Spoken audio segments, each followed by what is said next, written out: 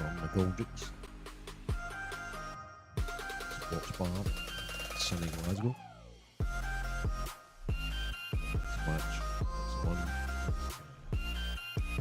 quarter-final clash between Davy Forrest from Livingston and Ryan Martin from Forfar. I think the difference between these two guys is possibly 40 odd years. Very experienced Davy Forrest, having done it, more the teacup, and a young up-and-coming under-18 champion at the tender age of think of 15 years old, Ryan Martin, top prospect.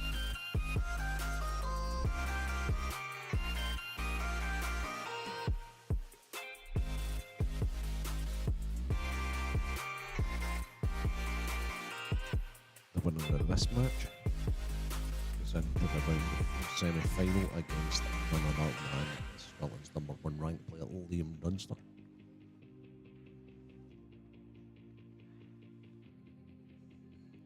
And there's a couple of matches played at the moment. Johnny McDermott's 1-0 with Stuart Anderson, and Jimmy Pollock's 2-0 on Scott Gibbsy Gillespie. Those are the last 32 matches.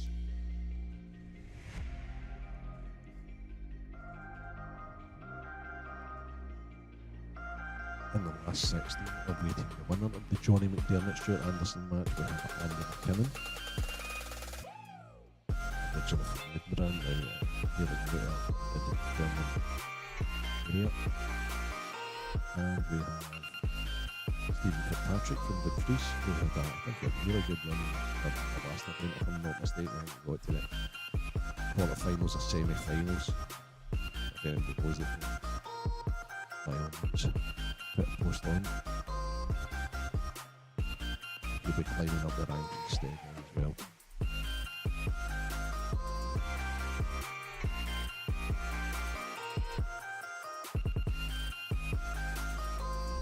Anybody's still watching Jason on the 9 volt. I think Calvin's just went on the run. Jason's 4-0 down and get right back into the match. Hoping he's either on or no, it's a wasted 13. So fingers crossed Jason can get back into that match.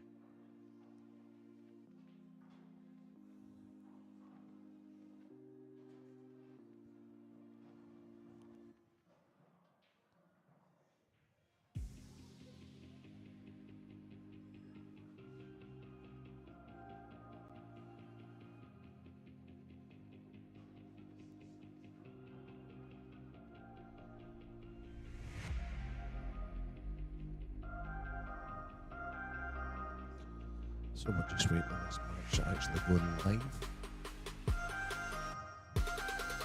The quarterfinals sub race to 8.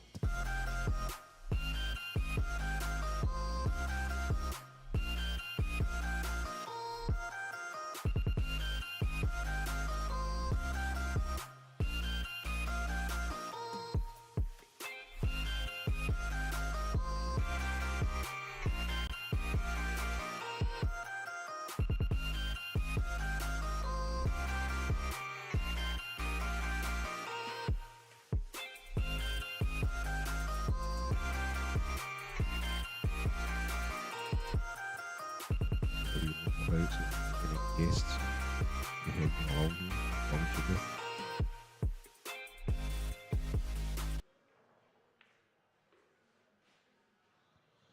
and here we have the lag off in this quarter-final match.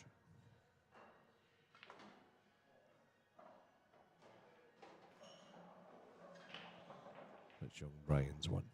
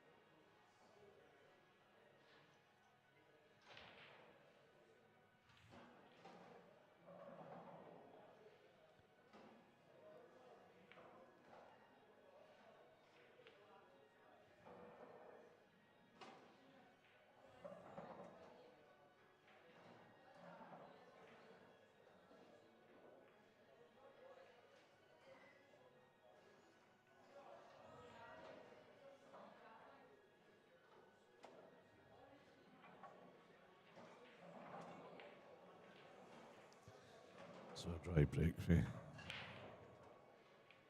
young Ryan and experienced Davy Forrest.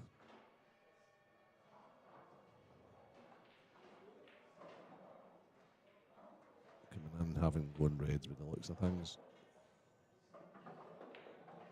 Real good chance for Davy to stamp his authority on this one and take your first rack.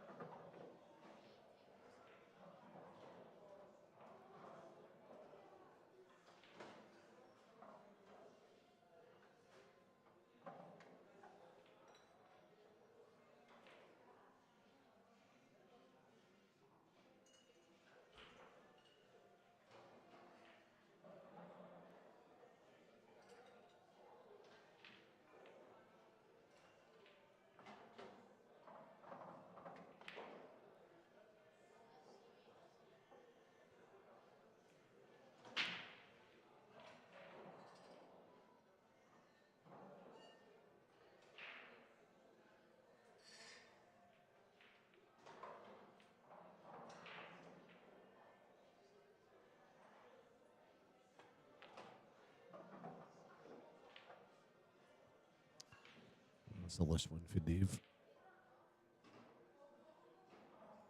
Not sure what he tried there, to be honest. I think he could maybe only partially see the ball that was over the bag, and that's why he's lost the cue ball a little.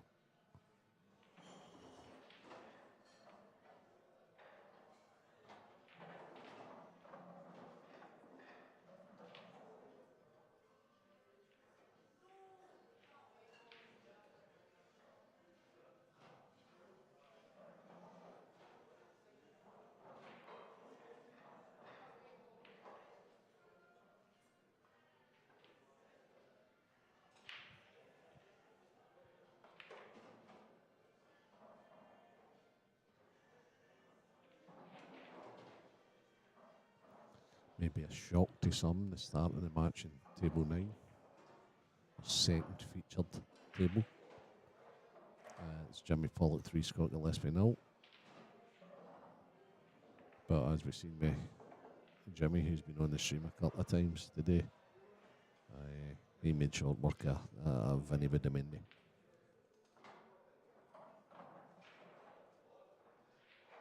And I think he's at the table again. However, back to the feature match. Davies seems to have spent quite a while trying to think about what he's going to do in this shot. Yep.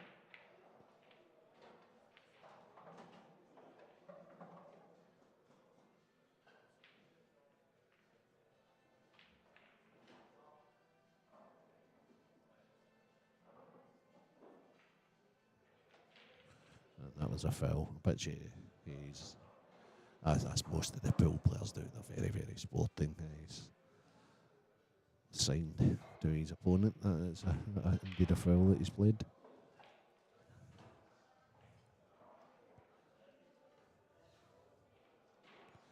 So this is a wee tester for the young man. Who I've got to admit, I watched yesterday and I thought, this kid has a decent bottle.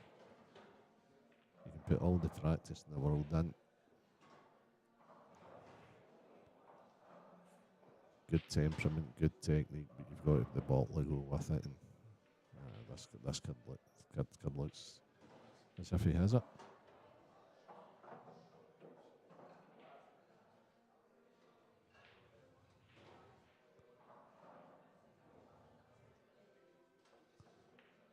As I say, I know the Fleming brothers. I've done a wee bit of work with this kid, but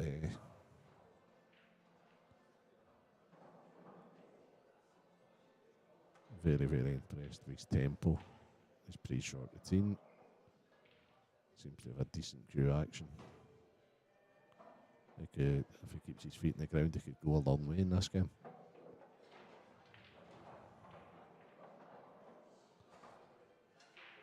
And just to keep you abreast of the situation, that's a 4-0 Jimmy Pollock against Gibbsy.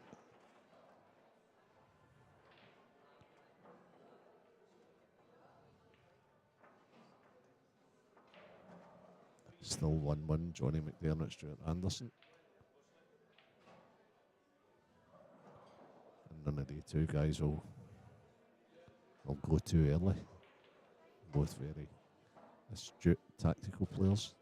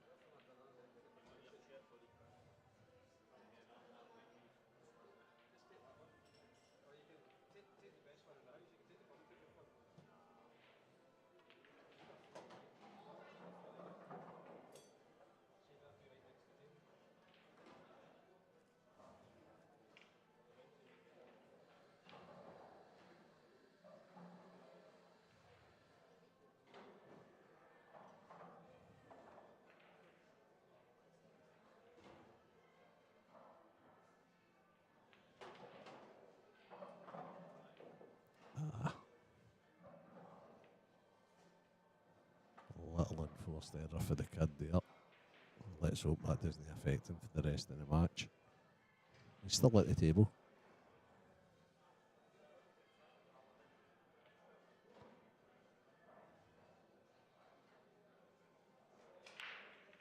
I think he must have thought he was missing the contact with the secondary red there. Okay, so interesting. David a chance, unforced error. Young Ryan, who looked super composed, unforced error. So, first frame's a bit scrappy.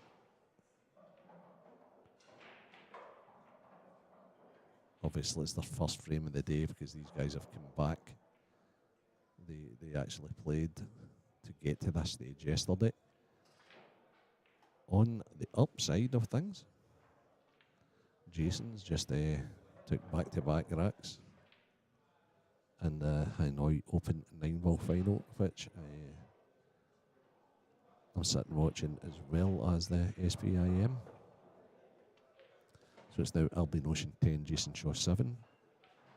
If you're sitting at home and you can multi-screen, or you're using mobile devices, you can sit and enjoy all the pool that's getting played at the moment. So, simple 8 ball for Davy Forrest to go 1-0 up. 1-0.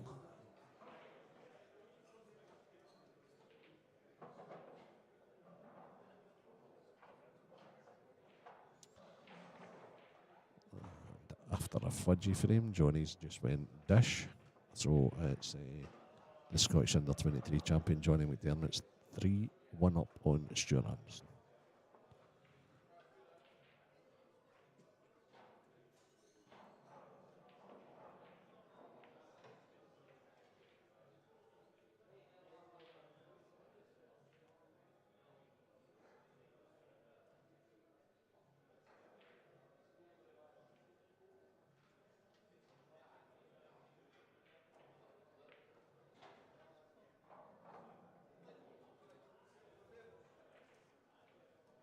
Don't scratch. Oh. So unfortunate with Jason's break there on the final of the Hanoi Open. Much more fortunate with Davey, smashing break for Davey. Forrest.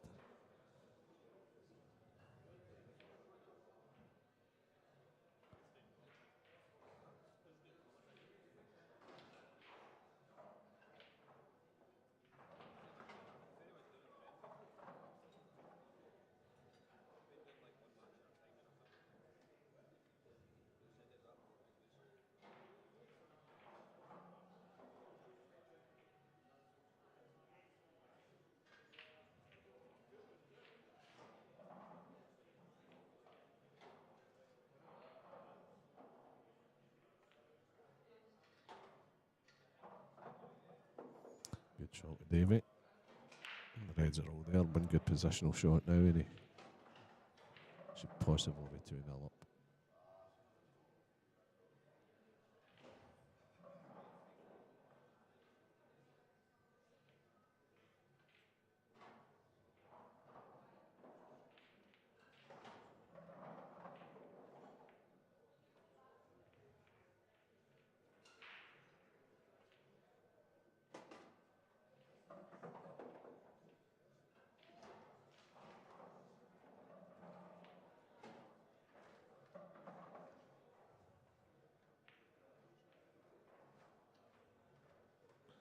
I've just lost coverage on my minute 9 ball, so I'm now not multitasking.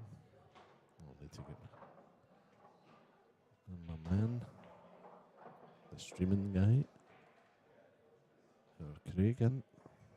What a wonderful job he does as well. He's taking the SPA at the next level with streaming. It's just unreal. I'm sitting in this commentary booth. It's soundproof. It has 6 screens. I can keep up to date with all the scores. I'm watching Jason playing. I'm watching Davy Forrest, Ryan Martin. And if I really wanted to, I'd probably be able to see the live stream matches 8 and 9 as well. Now, Davy's made a bit heavy bearer of this again. So a scrappy start to this quarter-final. But Davy's still at the table, and he's committed to the finish. He needs to try and make the plan and try and get shape on the other red once the plant's been potted. Which ain't easy, I may add. They got the shape, but missed the pot. This is a massive visit to the table from young Ryan Martin.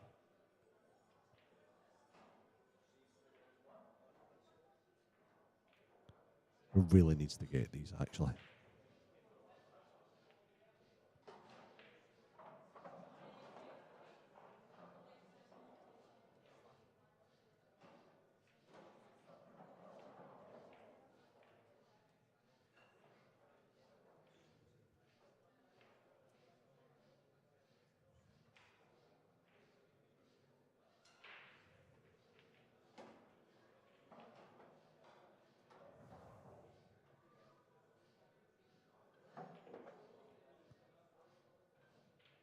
Okay, so let's see how young Ryan, his pattern players, how he goes about this. I think it's pretty straightforward, but let's see what the kid does. I'd probably go bottom left, bottom right, bottom left, top right, bottom right, 8 ball to that. Yeah, this kid's good. Oh, okay. Now I think he's went a roll too far. Made it awkward for himself.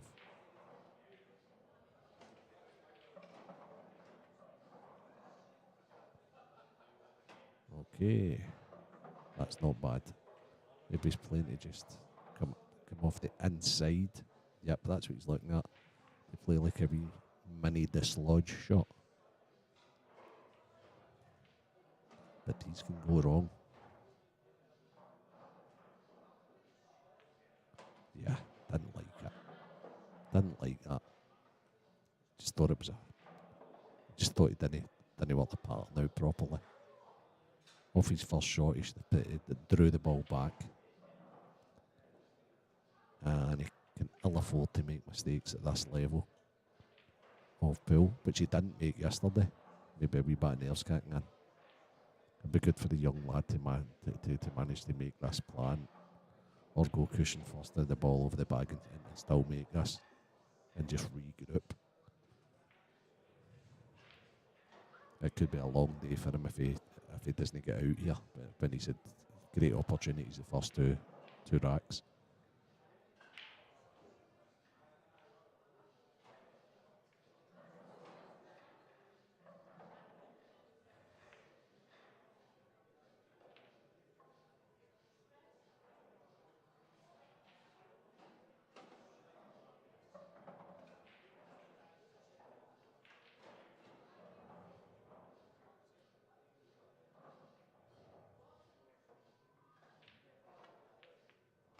Good shot, kid.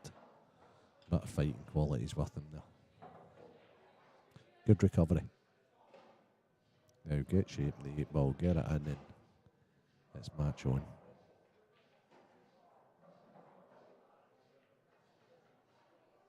Scott Gillespie is now on board. It's 4-1 Jimmy Pollock in the other match between Johnny McDermott and Stuart Anderson, who it just took out Graham Sellers in a really good match. It's 4-1 Johnny McDermott.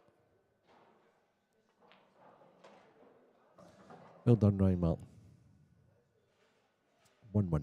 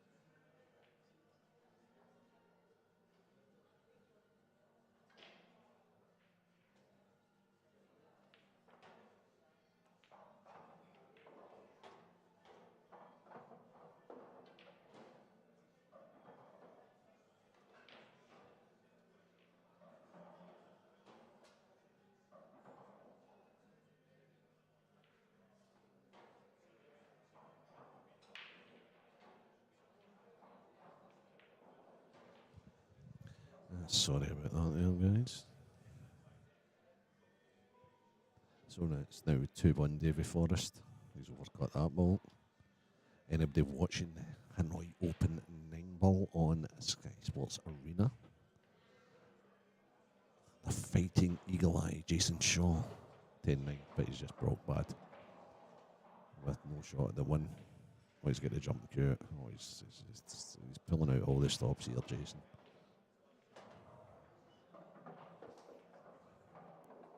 He's not just feathered the cue ball, has he, Jason? No. Anyway, young Ryan Martin's back at the table. He's 2-1 down. He's on the reds. And he's going to route it quite nicely. Anybody that's watching the other tables, we've got Johnny McDermott, 4-2, and Stuart Anderson. And Dundee's putting postie, now retired, I think, is 5-1 up on Scott Gillespie, but just made a unforced error there. So loads of pool going on. Unlucky Jason. Oh, he just can't get level in front.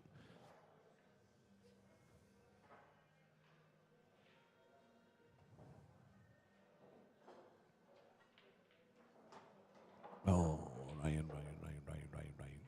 What have you done? What have you done?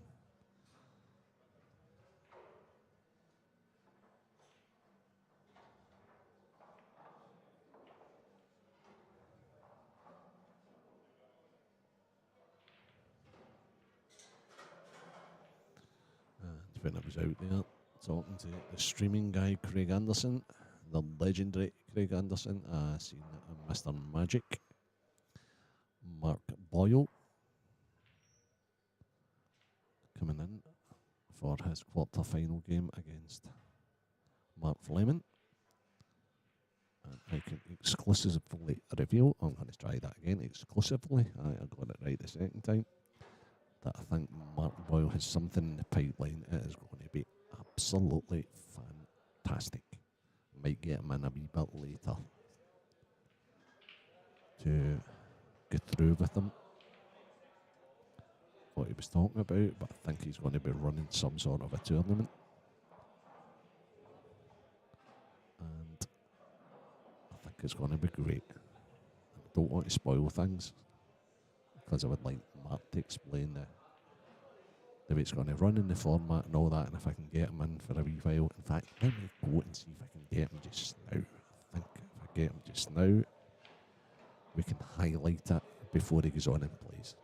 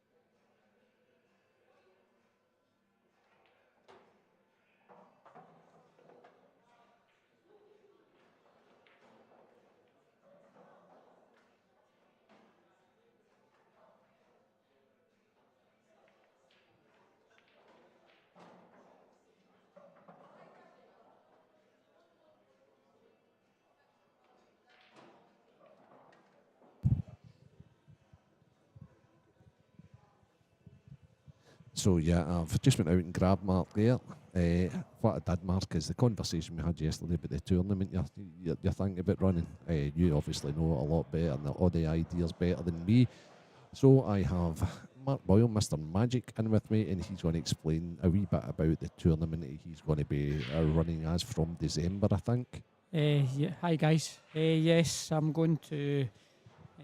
I've actually got a bit of time in my hands now after moving house and stuff. So me and Laura spoke about it a few years ago about running a fun event.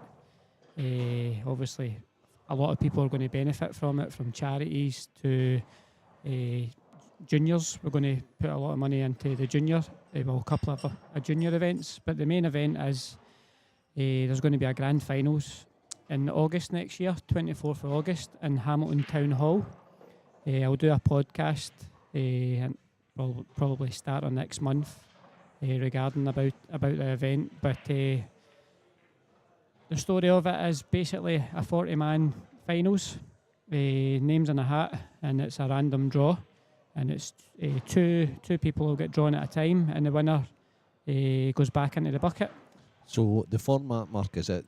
Oh, sorry. Is that best of fives, or is it? Oh no, it's a one-frame shootout. Ah, okay. So the venue holds 650 people. So we're going to sell tickets for it. See, either go big or go home, as they say. So it's going to be a case of one-frame shootout in front of everybody, and the winner's going to walk away with £20,000. Wow. On the first year, and hopefully if everybody gets behind it, it'll be a case it'll grow every year. So first year 20, then 30, 40, sky's the limit. I want to make it as big as possible so we can hopefully one day change somebody's life through pool. And on the other hand, there'll be wee side raffles and stuff that everything will go to charity, and we'll put money towards Scottish juniors to get a good junior event up and running. So I'm trying to obviously, I love pool, so and I know thousands of people that love pool too, and I think there's a wee bit gap in the market to make a fun event, and obviously somebody will walk away with a good chunk of money. And with this being one frame format, Mark, is there no limitations then? Is it can anybody play in it? Professionals, amateurs? Well, yeah, everybody. The way we spoke about this tournament, these days you've got to be, for any big tournament with a substantial prize money involved, you've got to be a top player, one of the elites to win it, and plus you've got to play out your skin because there's that many good players. Yeah. So with this event, it suits anybody that plays pool. Yeah. From your Tuesday night player to basically your top player, but it's going to be, come the finals, there might be a few, 2, 3, 4 top players, but the majority will be just standard everyday player that loves the game. And if you want to enter this tournament, how do you go about entering it? There's going to be qualifiers. So the first one is in Santa's Place, Players Lounge, December the 16th. There'll be posters and that coming out. And it'll be based as soon as that then. That's so this year. Yeah, this year. Before come Christmas, everybody will, obviously it's a good time of year for people going out, and it'll be a good wee fun day out. So the qualifier will be a wee mini setup, basically a wee DJ and a one table setup arena, and it'll be the same idea, 40 players. So the first 40 entrants paid.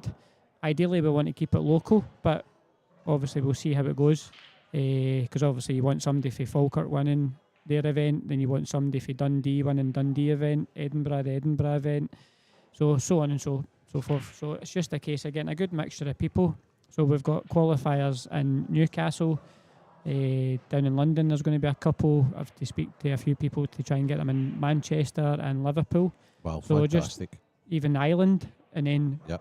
2-3 years down the line, once the prize pot's really big, then hopefully get a couple of guys, say from Malta, France, try and build it up. It's just such a fantastic idea. I think we had a brief conversation yesterday about, I remember that happening down in the Rico Arena in Coventry. Yeah, I remember watching it, yeah. And so have you taken it, and you said that you and Laura had discussed it and things like that. So the fact that anybody's allowed to play in it is only one frame, because the thing with this game is they say that anybody can win one frame of pool. Of course, I've been beat thousands of times on a Tuesday night, you know, when I was playing, you know. I've heard every single person that's ever beat you. I hear about it all the time.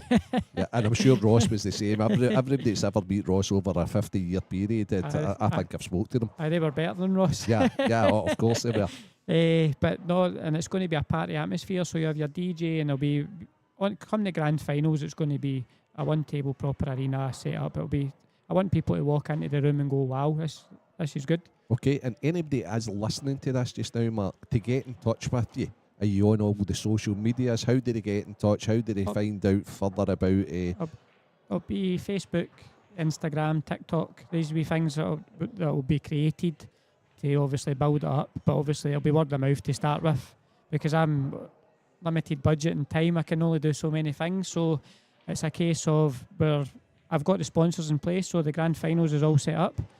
It's just a case of getting all the qualifiers, and these will be announced mainly on Facebook, and just contact me direct. And anybody that does want to play in the first one, the 16th, is it limited? Is it going to be more Falkirk guys? How many players are going to be in that first event? 40 players we'll start with, because we need to work out regarding the timings, because it's going to be an all-day event starting, say, 1 o'clock, and it could go on to like 8, 9 o'clock at night. You know, so it just depends, obviously. One frames, and it's going to be a 30-second shot clock. Brilliant. Obviously, one extension, so it's like once the game finishes, then the draw's done for the next frame, then there'll be a wee bit of music in between till the players get settled, and then they'll walk out, and then it'll be next frame again. And then there's a twist. Come the grand finals. I'm going to introduce a thing called the Golden Ball. Well, it's going to be a Golden Ball, but I'm going to rename it the Strathcarn Golden Ball. Yeah. So what will happen is anybody that turns up into the venue can buy a raffle ticket, and all the money goes to Strathcarn for all the raffles, and the winner that gets picked out will be put into the event with 8 players left. So they've got a chance to play in the event with a chance of winning the £20,000, but all that money will go to charity. That's a great twist. But the winner, whoever wins it, obviously keeps the money, but whatever money is raised from the charity, from the raffle, will go to charity. Aye, that's absolutely fantastic. So any pubs or clubs out there in Scotland, all over the UK, to be honest with you, if they want involved in this, sounds absolutely fantastic. Get in touch with Mark and all his social media, and just support it, and get out there, and somebody can be, as you say, life-changing money. Oh, that's it. That's what we all want. We all want that one tournament out there that can go, wow, that's just changed somebody's life, you know. Yep. And I wouldn't love anything better than a young 15-year-old boy going on and winning it, being the last out. You imagine that he was playing Liam in the last match. Yeah, sure. The whole hall would probably be shouting on a young boy, because you know, it's everybody loves an underdog, you know. But I've got a good vision there that we want to make it as big as possible. So it's up to everybody. If they get behind it, they get behind it. We're going to give it a try, and I'm going to make the grand finals a spectacle. So it's going to be good. It's going to be, and you're going to be treated like a player. You'll get a free top. We've got Ben on board. All the on board team, they're involved in it, and they're going to supply T-shirts for everybody. So qualifying, you get like a wee goodie bag. You get a goodie bag. Yep. Yeah, sounds good. So you'll get treated like a proper player, and it'll be. I would love to be part of the event, but it's going to be hard work to set it up. So I'm going to. My joy will be watching other people. Aye, absolutely. Enjoying the day. Absolutely. So there we go. We've got. I better let Mark go now, because what Mark is Mark's still in the tournament. But I thought, listen, am I here for the tournament? Aye. I'll be plugging his tournament. It sounds absolutely fantastic. I will repeat myself. Anybody that wants in contact, just get in contact with Mark, especially pubs and clubs and things like that that want involved. Mark will fill you in with more details, and I wish you every success with the tournament, and every success today as well, mate. And as you say, doing the qualifiers, the clubs get a turn as well, because you'll have all the people in, you'll have the DJ set up and the one table set up, and it'll be a fun day out as well for the club. You know, that's the whole point. It's a serious game. the one frame thing's just it's a good Oh, idea. You It really talk is. about the one frame event. Sorry, just so we know. So say I'm playing you and you beat me. Your lag is a millimetre better than mine. So Okay. you break and clear up. So that'll be a bit unfair for the other player. So the other player gets a chance to break and clear up back. To equalise, Yes. basically. And then if they do that, then it goes back to another frame Okay. until obviously you've got somebody that makes a mistake. So you could get Aye. about some matches that might go 2, 4, 5 frames. You never know. That's sure to happen at finals. You never know. It Which could will- happen. As you say, with 600 people there. Yeah, but I doubt it will happen when there's No. 600 people Yeah, watching. Yeah. You know, but I shouting and bawling or doing what you never know. Well, it It could might be David quiet against and- Goliath at finals, as you say, a 15-year-old boy against an experienced professional. Or against at one of the Labour, women what players have as you, well, you know, or the 'cause ladies. I'm going to do ladies qualifiers and junior qualifiers, so you're going to have Representation yes, of every section. Everybody. Yeah. That's brilliant. So it's just getting everybody involved, and then we'll have a good fun day out, you know, that everybody can get behind. Yeah, looking forward to it already. Book me in for a ticket. Will do. No wanting to. Maybe. Maybe take Junior. Get Junior. Maybe get Junior. Hopefully Junior wins it. Exactly. That- there you that'll- go. that- How good would that be? That'll pay for the day out. That would be Yeah. nice. You'll cover his season ticket cost. Aye, of course. Mark, thanks so much. Oh, There's thank so you. much going on just now. We've got Jason playing in the final of the Hanoi Open. We've I got, seen he was Davey that 10 each he went to I there? think it went 11-9. Oh, that's Jason that equalised again. I've got that many tellies in front of me. That's here. unbelievable. It's This class. is some set up in here. We've got 6 different screens. I'm watching 4 different matches. I'm watching Jason playing live on Sky. I'm watching Davy Forrest played Ryan Martin. How good's Ryan, by the way? Fantastic. I watched a bit of him yesterday. It was brilliant. Fantastic. And then you've got Gibbsy and Jimmy in the other table, and Johnny and Stuart. Yeah, it's just it's some set up here. We've got three of these matches in the IM4. What we're missing is a couple Live. of lazy boys here. Lazy boy chairs. A And couple of lazy boy chairs. And they're getting a wee massage at the same time. You know, how good would that be? This chair's massaging me, to be Oh, honest. is it? Jason's unlucky again there with his break. Oh, he's feeling it. Nothing's gone right. I think he's got to try and kick this off the bottom rail. He But had that anyway, break brilliant. It was just Aye. kicked the way it's kicked, and the Aye. two's just sat in no man's land. I think he's I going think to. he's just got to clip it and play the weight down to the bottom cushion. Safety's been. Oh no, he can't. You can push out here, can't He you? can push out too, but it's what he leaves the guy. Yeah. So, interesting. People will think Well- about Bardaf just now because they're sitting watching Davy Forrest going about this. That's talking about finished. Jason. We're talking about Jason, but a lot of people will be like multi-screening. You know, That's the new norm now back home. Yeah. Instead of one television in the living room, you need 4. oh, aye. Or so many mobile devices. You've got somebody. Oh, what ah, a shot, Jason! That's a great shot. This is going all the way. This is. Oh, the this crowd is are on their feet and fantastic. everything. That's brilliant. So Mark now is not interested in No, practice. I He's don't sat. care. I watched Jason in the Hanoi Open final. I'll just watch you pull and bore everybody to death. No, it's absolutely fine. Delighted to have you in here. It's Jason looks as if he's starting to. He's queuing well now, eh? I think enjoy it. because of the Moscone Cups coming up, he's got that wee bit between his teeth again, you know, because he loves that. So he's obviously he's pushing for a place. So this is a ranking event, yeah. Aye, this is a matchroom ranking So if he event. wins this, he's guaranteed on the team relay. You would think so. Yeah. I think Jason would be guaranteed. Now, his box office, Mark. Of course, yes. That's But, right up his street. The You've still Moscone. got to go out there and do it. You know, Albin a top player as well. You talk So- about showing emotion. I would love that on that tournament that we're running. Yeah. People winning frames and giving the fist pumps and stuff, because that's what you love. Well, That's what you think want. on- Emotion. You I know. think undoubtedly they will. Yeah. Or I think you can maybe script it. I know that was a part of the other one that. But script to like last night's boxing. Well, I didn't see any of it. I didn't Oh, see my any of God. it. You could just tell it's too YouTube City up there. You Yeah. know, like the way it was all scripted. Yeah, but people paying lots and lots of money to Exactly. go and watch That's this as it. well. But it's such a- entertainment, so you've got to yeah, watch it. It's like that's watching the true. wrestling Yep. when you're a kid. How good was it, you know? And But then you watch it now, you'll. But the difference is you know wrestling. Aye, you know aye. wrestling's actually like. But now you know falls. boxing's going to be like Aye, that now it's, too. it's so sick, isn't it? But at the end of the day, it's entertainment, and that's Yeah. what you want to produce. Yeah, that's true. What a shot maker Jason is. Like, he's not bad. He's not bad. Aye. Couldn't make a grade at this game, but I know, listen, I know. he's not bad at that night. They got fed up tapping me in. That's what it was. yeah. He's on a break here at 11 each. Well, I'd love him to run a 2-pack here. He's got that break one. first, Where's and the 2? Where's the 2? Where's the 2? Oh, Where's the nudge. 2? Don't like Nasty that. again. Aye, that's nasty. He might take the ball on here. No wonder he's laughing. Just needs a break, doesn't he? Just needs a. Is that 'cause He's so due doing to well? win one of these Yes. big events. Because he's won a good few over in America. It'd be good to see him win a big matchroom event. I think he knows himself. It's the only thing. He won the one in here. Yes, the Obviously, it was Scottish a Open. match, but it wasn't like live on Sky. But So yeah, this is a breakthrough for him, even though he's like a veteran now. They've copied my idea for the finals. They're using a pink carpet. Right, okay. You see that pink and Aye, green? right, okay. So there's one giveaway for the grand finals. That looks, some cameras it looks red, but it's pink.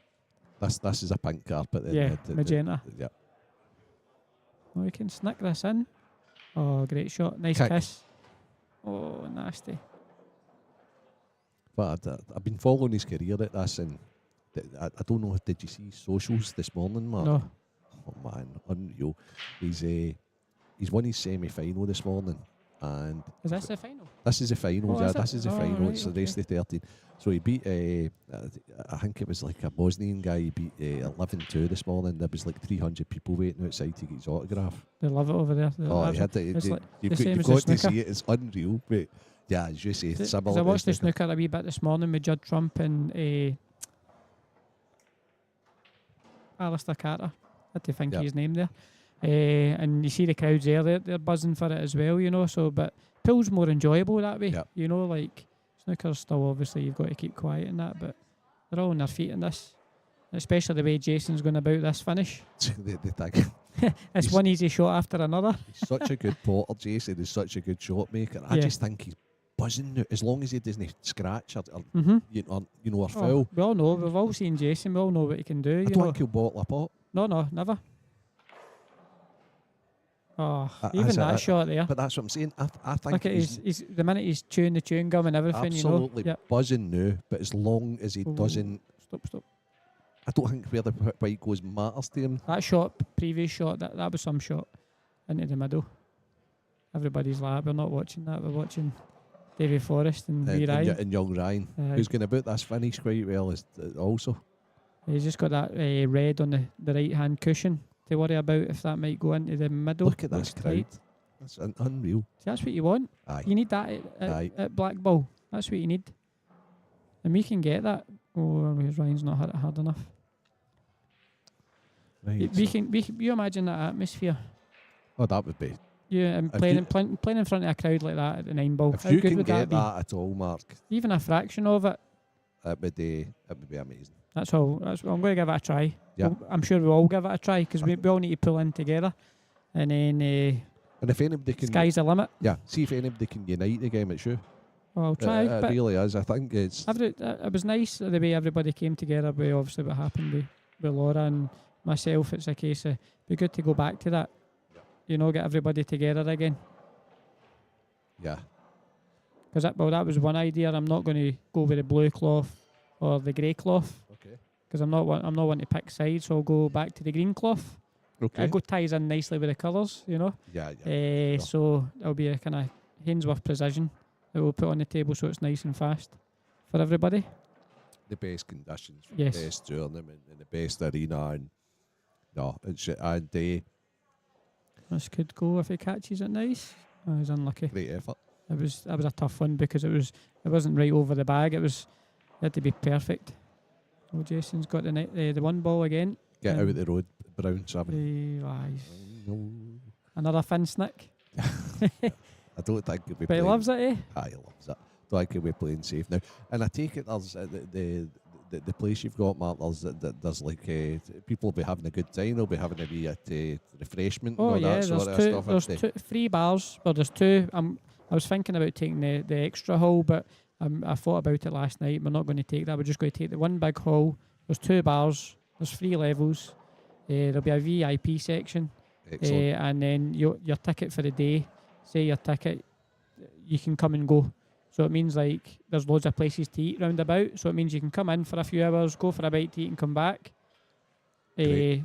And you can sit anywhere. You're not dedicated a seat, so Right, you can you can move about. Oh, you can mingle about Yeah, with yeah. people from different places. Because the hall's that big, you know, so there's plenty of seats. That's just it. Just sounds really good. I'm buzzing for it, you know. So obviously, just want to put on a good day that everybody remembers, and it's all going to a good cause. Yeah. You know, so It's the fact that you're thinking, right, okay, this is just the first time. Well, you've got to think big. It's not just a you're quick. thinking like the Oh, future. aye. It's like, okay, once this happens, people will enjoy it that much that I'm going to be able It'll to grow. do it again and again, and that's. You think this will be the first big tournament? Well, first tournament I'm going to run. Yeah. And Any what's your company? Boyle Promotions, Mr. don't know. Magic Well, Promotions. there we go. Somebody can come up with something. Oh, okay. Got a free ticket for Get a free finals. ticket. There you go. When they come Whoever up comes with up with a good name, okay. free ticket.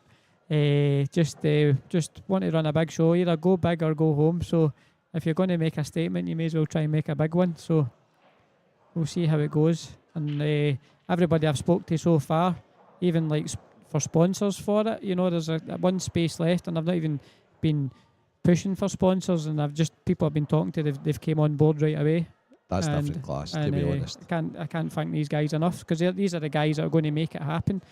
Because obviously the costs of the hall, the DJ, the lights, the technicians, even people, health and safety people. They're basically buying into it. Then. Yeah, and it's going to. Oh my God, Jason's just switched a wee one, and then I so hope we wouldn't do that. Oh dear, Jace. I've never seen that either. I was too busy watching Davy Forrest There you mop go. up. So, just to keep you updated, Andy McKinnon's now playing Johnny McDermott in the last 16. Scott's making a wee comeback against Jimmy Pollock. It's 5-3. It was 5-1 at one stage. Davy Forrest 5-2 on Ryan Martin. And the game you can't watch. Jason's just missed a 4-ball there on the hill to beat Albin Ocean. I need to stay and watch this now. Aye, that's absolutely fine. All adds to the entertainment. Watching this 9-ball, the crowd's some crowd. Unreal. I think it's going to go hill. I just hope that doesn't cost He's going to Jason sneak in bits. behind it and come take the 7 into the same bag as the 6. There you go. Yeah, perfect. Aye. Is Albin in the Moscone Cup? Is he pushing for a place as well? He's always pushing for a place, Mark. He'd be in That is my class. team. Be in my team. He just reminds me of Clint. Aye. Walking the way he walks around the table in the beard. He's just super steady. He's a hard guy to beat, and he doesn't make many mistakes. Just dead calm and composed, which you've got to be. Yeah, I think the big thing's apparently they've got some politics going on now, so they're like Joshua Fuller, Right. WPA and something like that. Yeah, I've seen that, yeah. There's like 2 associations fighting again. It's going to end up, which is horrible. Matchroom's just going to go, well, we're going to do what we want anyway. You know, should always go with Matchroom. Matchroom's do well, the business for them. that's what you want, eh? You want to work with Matchroom, Yeah, because they're so big, and they've got a great team. They're young and dynamic, so they're there to grow the game. Yeah. They don't want to see it be stale, so No, they want to of make course it big. Yeah. You know, and who knows? Look at this crowd. Oh, I love it. See, I love all that. So imagine Matchroom get involved in Black Ball. How good would that be? Yeah. You never know. It might happen. It might not. Yeah. That's why we need a big showpiece event, I think, and get them involved, and they'll go. That has got a big following, because we could fill a hall out like that. No it's problem. actually good to see you with the dream that we've all had for years. You Oh, know, we need to all push together and make it big. Want it to be big. Yes. And the only way to do it is by making it more entertaining. Yeah, 100%. There's no Especially doubt about this today's world, you know, you've got to. Everybody likes fast entertainment, you know, just entertainment, and that's why 9-ball's so popular. Yeah, It can be over in one shot. and Black Ball can be like that too, you know. So It would We'll be give good it- if we'll all give the it a good go. organisations got their heads round. And yeah, you could have that tournament easy, 100 grand to the winner. Yep. You know, easy. But as you say, you've got to start somewhere. Yeah. I think that the following that this game gets, our game Black Ball gets, I can only. Oh, it's It global. deserves a big showpiece event, You know, so it's all about getting people, the people I talk to through the engineering side of things, through my work. It's a case of they're all involved in it now. They're all becoming, they follow pool now. And they don't even play, but they just love watching it now. So let's hope this guy's no shot. And they took it in. Oh! Now we've just Wow. had another legend walk into the commentary booth. Stephen, how you doing, my friend? Right. Alban Ocean get kicked Stephen in St. off Alison's just in the walked into the decider. commentary booth. Alban Ocean's just went in off in the decider. 5-2 Davy Forrest, Ryan Martin. Andy McKinnon, Johnny McDermott's just starting. What does the winner get of this? Oh, they got a hat and a balloon. Do they? Aye. Mark. No, the winner of this event today, I think it's £1,000. Oh, no, I'm talking about... this Oh, event, sorry. I thought you were concerned about the event right. you were No, playing I'm watching in, Jason here. Come on. I have no idea, but I know Jason will be feeling it a bit just now, and that's exactly where you should be playing the two ball. Yeah, I was wondering what's he doing, but why are you going into the middle? But, I aye. don't think there's a single person in that crowd, Mark. Doesn't want Jason to finish that because the fan club will whoa. Oh, whoa. no, he's all right. He wants to be higher. Yep, it's all about lines. You want to be above the line, don't you? So he's just dropping this in. Good shot. Perfect. If there was ever a setup you wanted for the finish, this is it. Apart from the 8 ball out a wee bit, but just hold himself together here. yeah. Because even the 7's sitting nice to swing round for the 8, you know, so...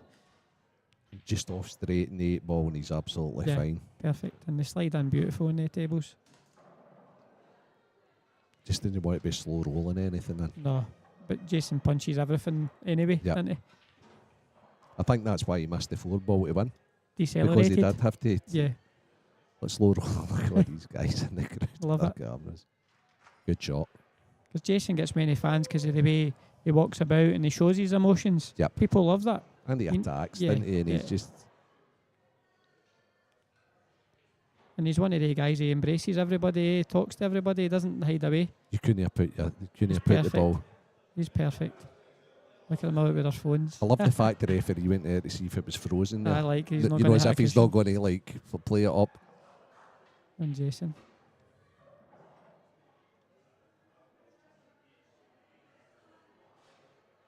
He gets slower down to the shot, doesn't he? Yep. Oh, brilliant. Absolutely brilliant. That is fantastic. Look at the crowd. Look at the Jason Shaw posters. Brilliant. Lovely. Absolutely brilliant. He's loving it. And about time as well. Yeah. About time. Happy days. Get up there, there you go. Yeah. Love it. Aye. Think he'll be in the Moscone Cup team now, Mark? He's struggling. Yeah, struggling. He's struggling. There you go. So there we have it. We've got Jason 1.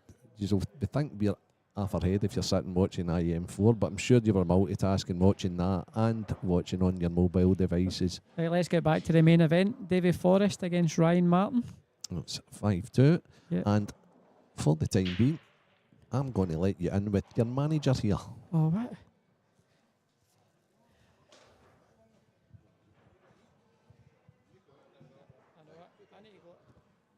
I'll be on after that game, won't I?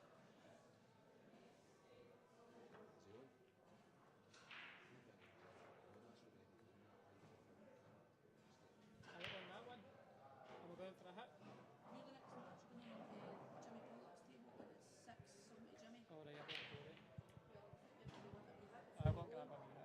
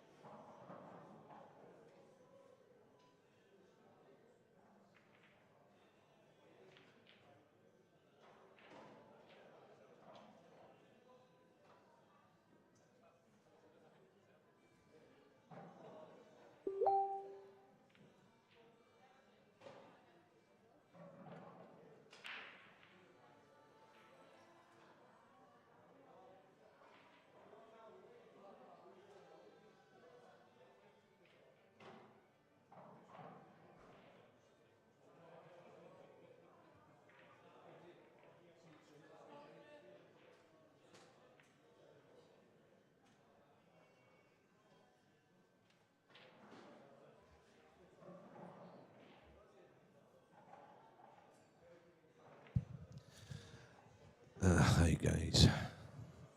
Be bit excitement there with Jason winning an Oi Open, Santa coming in to see us. Obviously Mark letting you know all about the tournament he's going to be hosting, which should be awesome, to be honest with you. And we've got the experienced Davy Forrest, who is 6-3 up in the quarterfinals, a race to 8 against young Ryan Martin, who's sticking in pretty well. Great experience for the kid.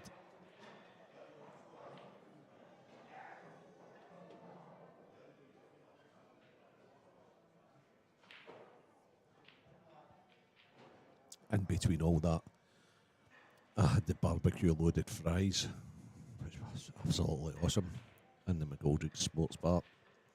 The food's second to none.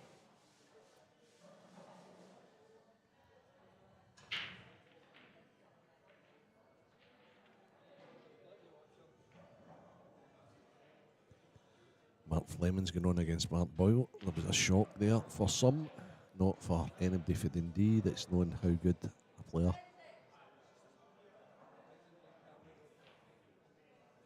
that Jimmy Pollock is.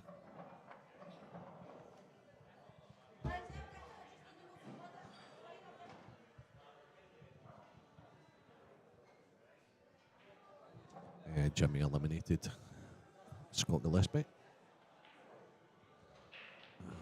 And now who does Jimmy play next? Oh, Jimmy's playing Stephen Kirkpatrick now in the last 16. And Andy McKinnon's playing Johnny McDermott, and he's 3-1 up on the under-23 Scottish champion Johnny McDermott. So it's all happening. Well, good shot, Davy Forrest. Bit unlucky for the red that he planted onto the plant. Finished.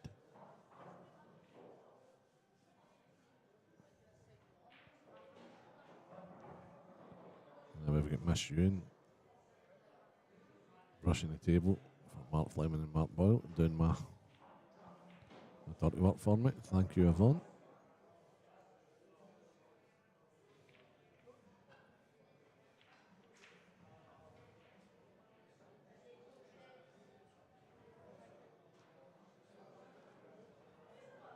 Let's see about the chat here. We've got Chris Ferrier, very impressed by young Ryan.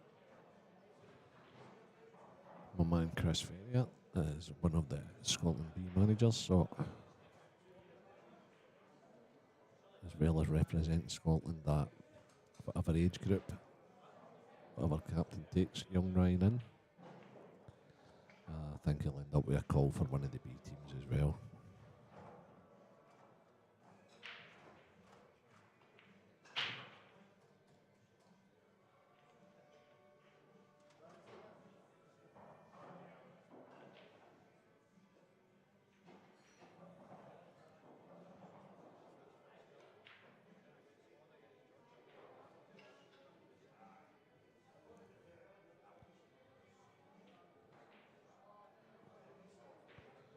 So Mark Boyle's just breaking off.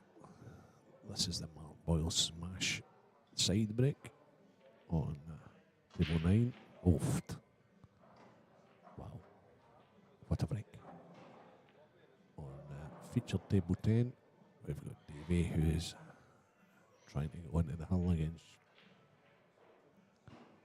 young Ryan Martin, trying to show his experience, stamp his authority he already has on the game. And we've got Andy McKinnon, who's 3-1 up on young Johnny McDermott. Andy's a very steady player. Good potter, good finisher, knows the game.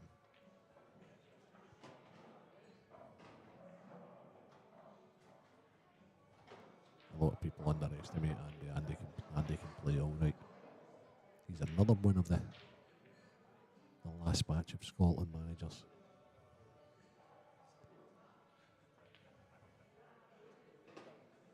Now, young Ryan's got a chance here. He's actually on the pot dislodge at the moment. You've got to keep aggressive. What is he doing here? Is he playing the double? No, he's just promoting the yellow with a safe cue ball and saying to Davey, okay, I don't think you'll get that bad one into play. Not a bad shout. Big frame in the match. You don't want to let Davey onto the hill. He's very experienced in.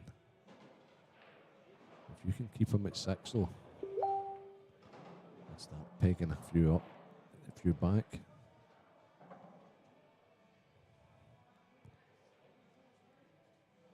The pressure might turn. So, tournament director Yvonne News just called the last of the round of 16 matches.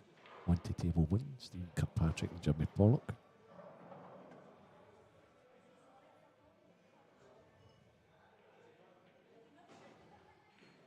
Good shot Davey Forrest played there, he's just blocked off the bag at all Ryan's. Yellow should be going in now then. I wonder if he just promotes his bad one out here and says, right Ryan, let's see what you've got, kid. Because if you don't finish it, I'll finish it next time. I'm sure that's exactly what we'll do.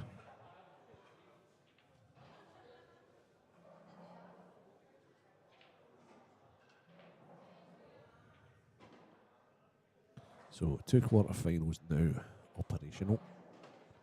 Mark Boyle is the 8 ball away from going 1-0 up on the other Mark Fleming. Davey Forrest has played a fantastic little shot there.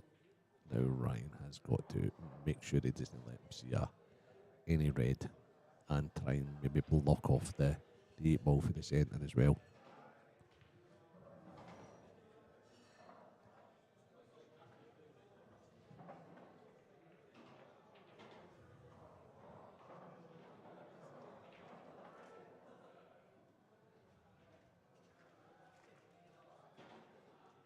Good shot for the kid. At least I'd wanted the 2. What he has done is he's blocked the 8 ball for going in. But the wily Davey Forrest is looking to see if he can play the red obviously into the bottom right corner. But he's wanting to like maybe soft stun or soft screw across to then play the red that's closest to the right middle into the left middle of the yellow.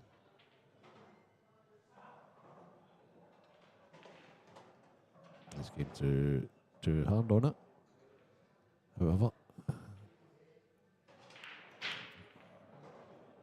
all's not lost.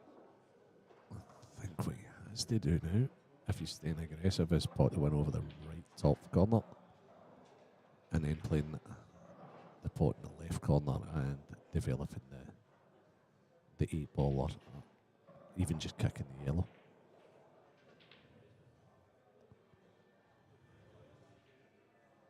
Yeah, I think that's what he's going round to look at just now, the angle he needs to be able to play that shot.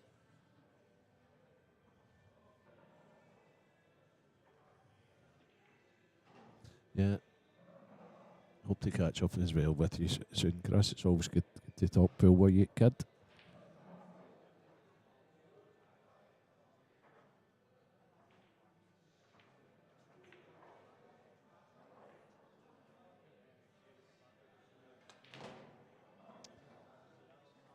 I'm interested with that. Interested with that with Davey. I'm not sure. I'm not sure that was right.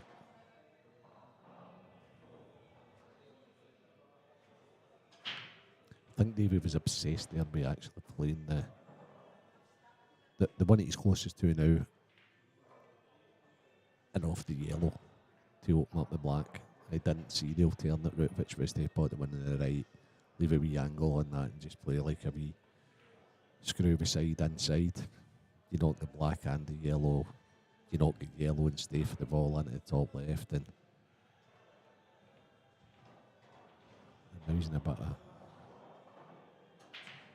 trouble possibly to finish it at this visit.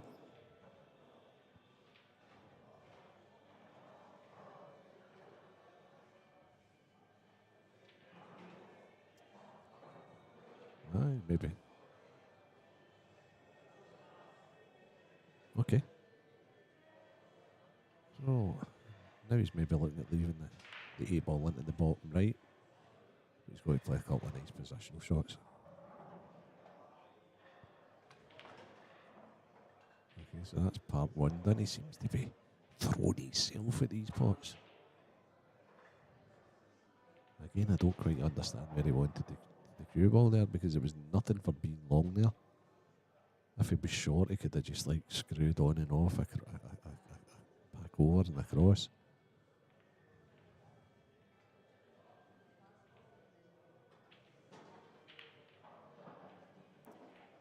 That's a tough pot. Has he got an angle to cut it down and come over and maybe kick into the 8 ball?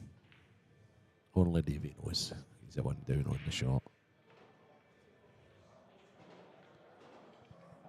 Flashing over to table 8. That seems to have been quite a long frame there. Quite Andy McKinnon and young Johnny. Johnny's now got a chance. Andy's obviously had a go, missed his last red. So that's the match on table 8. Mark Boyle's one up on table 9. And our featured match on table 10, our quarter-final match. It's 6-3 Davy Forrest. Big frame this.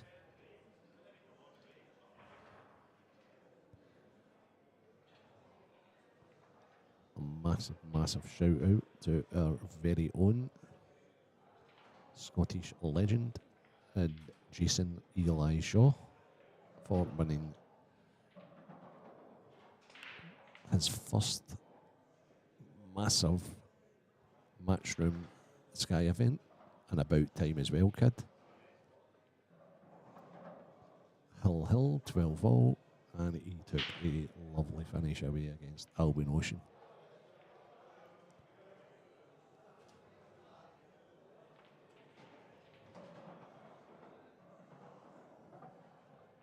Young Ryan's going about, he's like a veteran. Just a wee pot, wee nestle into the 8 ball. Doesn't need to be hard, this kick, just a wee nestle, just to move it away slightly. Okay. You know what, that was the shot. Don't listen to me. This kid's got the game.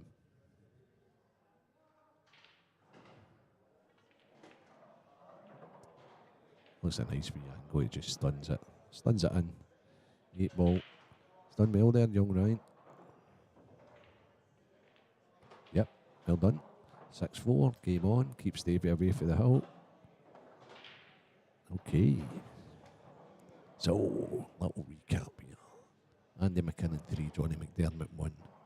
Johnny's on his last yellow. Mark Boyle's 1-0 up on table 9. Our second featured table. Young Johnny's plotted his last yellow. And that looks to be a lovely position. He's on quite a straightforward 8 ball into the right centre to go within 1 of Andy McKinnon. Yeah. Oh, he's not went off, has he? Oh my goodness. That's such an unforced error with Johnny. He's not obviously thought the shot through. That's going to be hard for him to recover from. Back to the featured game. Young Ryan Martin's break finish here with the doctor would order. What a break for a kid. Oh, he's in off. Unreal. A great break, but a lack of control slightly. Don't want to be getting off in these middle bags.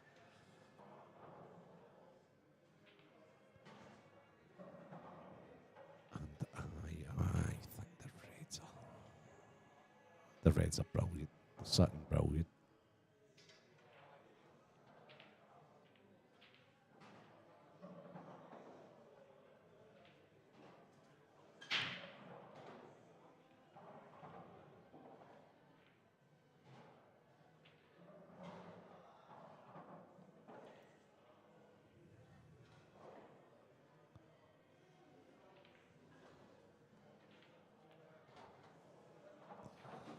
So, Davey elects to put the spread into the left centre with his free shot. I still think he'll take Reds. I just don't think he's seen it as an obstacle at all. Knowing the slight problems getting on the one close,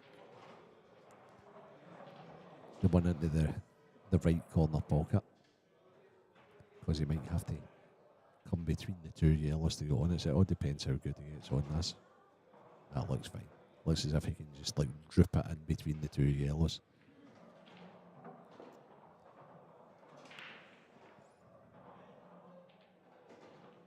Yeah, just like that. Absolutely plumb.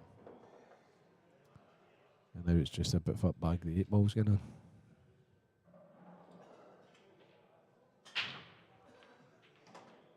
Yep. And I think it goes to the right middle. So if it does go to the right middle, it's pretty straightforward. If not, he'll just screw out and take it into the right bottom, but I think this is just pretty much a tap in for the right middle. Yep. Great player, Davey.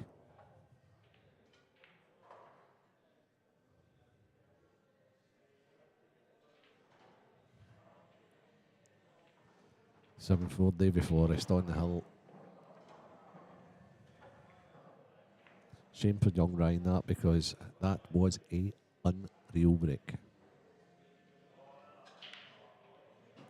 And after all his hard work in the last frame, young Ryan has broke one in off and allowed Davey onto the hill. And he's very experienced in this situation.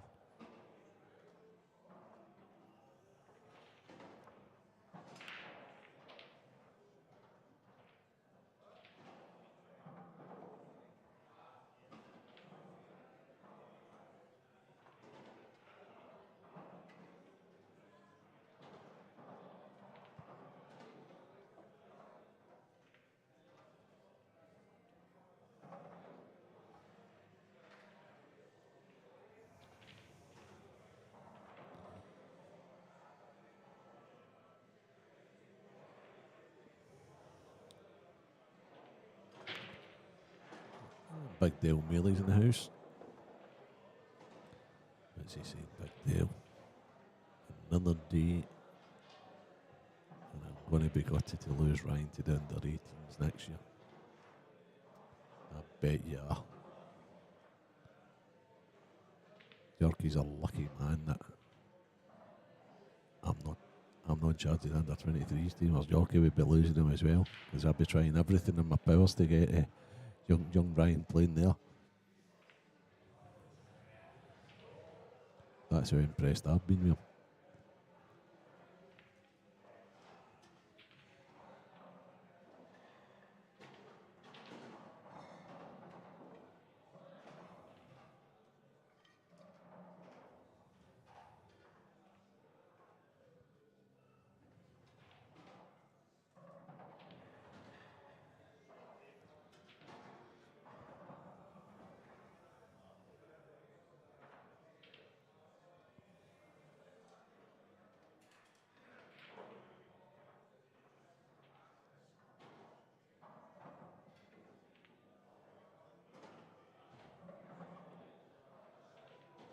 So, I've watched a lot of the pool this weekend. To tell you what, there's some unbelievably good players in Scotland at the moment. Dale, unfortunately, that's what it's all about, mate. As we know, anybody that's been involved in the unders teams, it's when you lose them to age, it's just, but you just keep producing them, Dale. You keep producing them. And then they move on, and then they move on, and then they move on. And by the time they get to like 20, 21, 22, they've had 5-6 years experience and they're ready for the men's game, and that to me is what it's all about, mate. Great finish the way Andy McKinnon there. He's went 5-1 up now, and Johnny, he's playing well. Mark Fleming, he absolutely buzzed yesterday. So Boyle made a mistake in table 9. Mark Fleming's just quick fire went round. He's got this 8 ball to level things up at 1-all. And Davy Forrest's got a chance to to progress to the semi-final to play Liam Dunster, who I have tipped to win the tournament based on his performance yesterday. I seen him getting back to nearly his best. Not quite his brilliant best, but not far from it.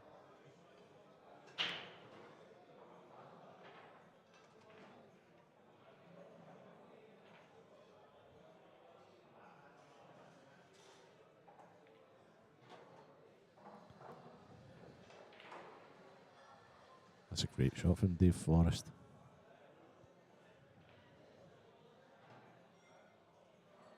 Planted the one in the middle, developed the two yellows. Now it'd be a bonus if this passed the ball closest to the left corner, which he's always looking at now.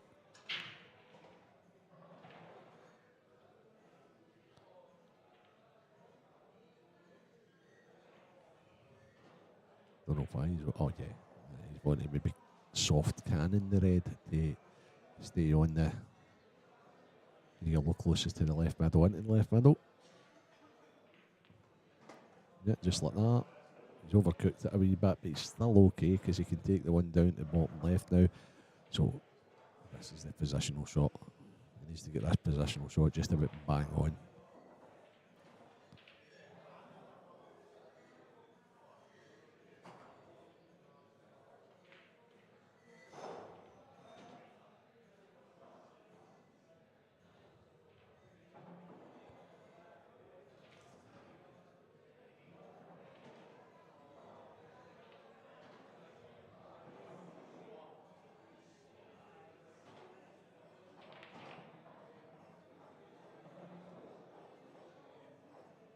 Okay, so Dave's not looked at.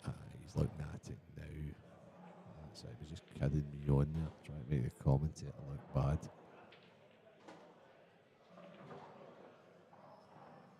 How'd you like that? Well, the experienced check side shot. Now he just puts this yellow in the heart of the bag, on and off the cushion.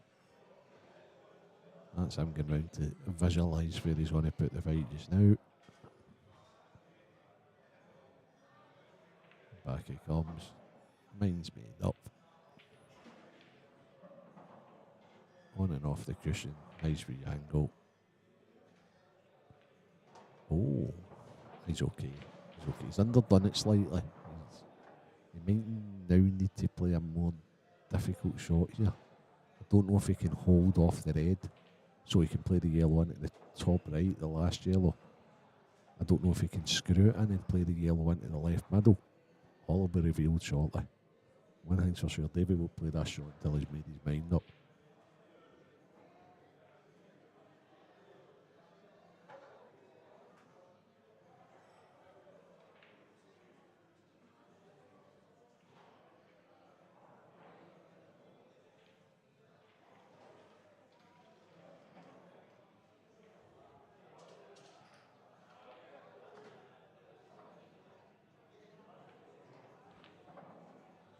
Yep. Ended up playing it into the right middle. So there you go.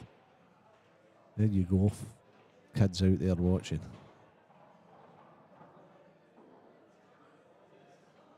That's how a fraction of an inch can be so important at this game. Davey couldn't be short on that last positional shot. Now, young Ryan, hold yourself together. Don't go out this tournament on a mistake.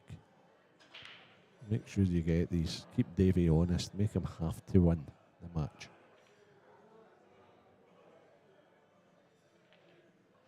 Good shot, kid.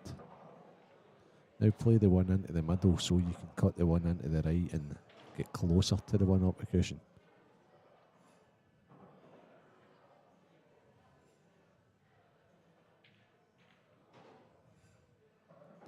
So play the one in the middle, throw it back about 2 or 3 inches. You don't want it to be straight, just give yourself a nice wee angle so when you cut it in you get up close to the last red. To the top left. No, don't look at it, right? Just look at it for the when you want to leave the fight. Very composed. Take his time, no rushing in.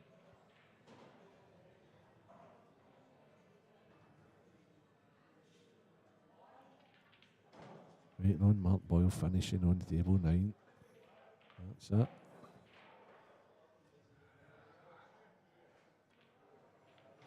Honestly, this guy's been reading my book.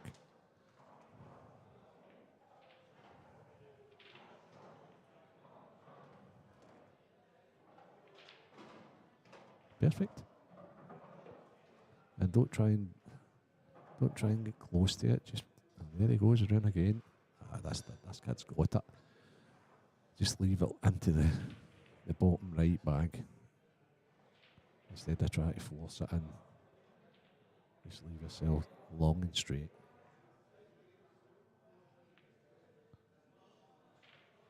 Drop. Oh, son.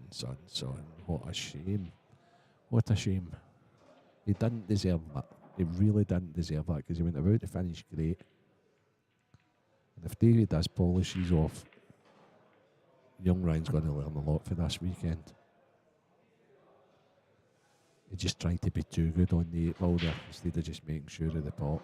He was close enough to it, he could have played it anyway. He played the positional shot was the right shot. He just overcut it slightly, which is a great shame. I'd like to have seen that going 7-5 there. I don't think Davey will make a mistake for here.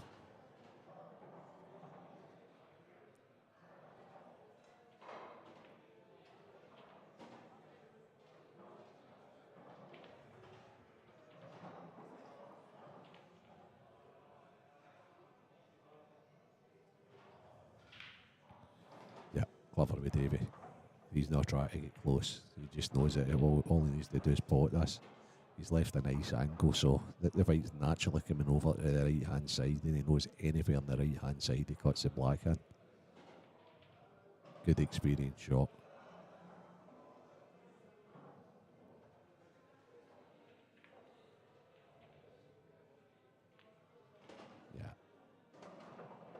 Yeah. Experience was the difference between the two of them. Well played, Davey Forrest, but what a cracking run, Ryan Martin. Well, I know we'll be watching a wee bit of you in the future. Great match.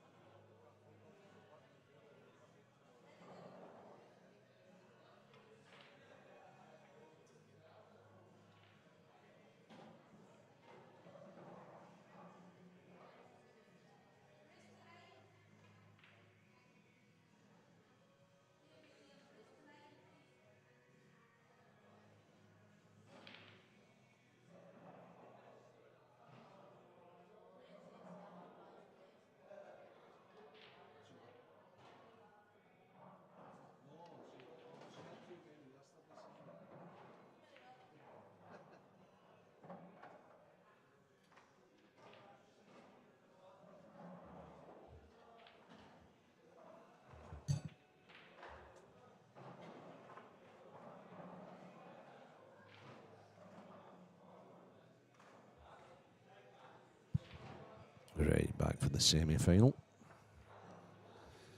And the Scottish number one stoated into town. Liam Dunster. He's playing the winner of the last match, Davy Forrest. It's also a good match with these two.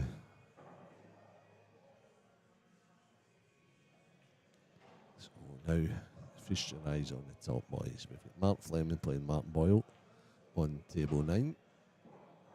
It's 5-1 to Mark Boyle at the moment. And just starting on our feature table, we have Liam Dunster against Davy Forrest. Race to 9 now in the semi-final. So sit back and watch your best.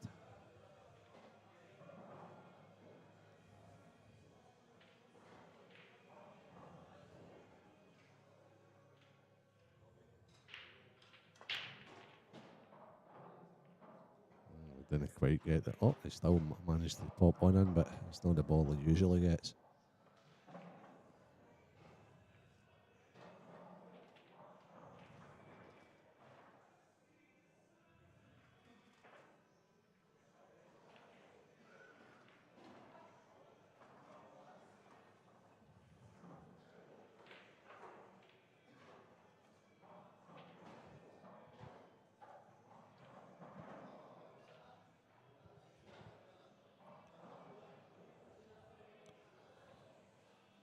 Any of the young lads out watching this, under 15s, 18s, 23s, and watch the attention to detail on Liam, but he's going for finishes and how good he is with the cue ball.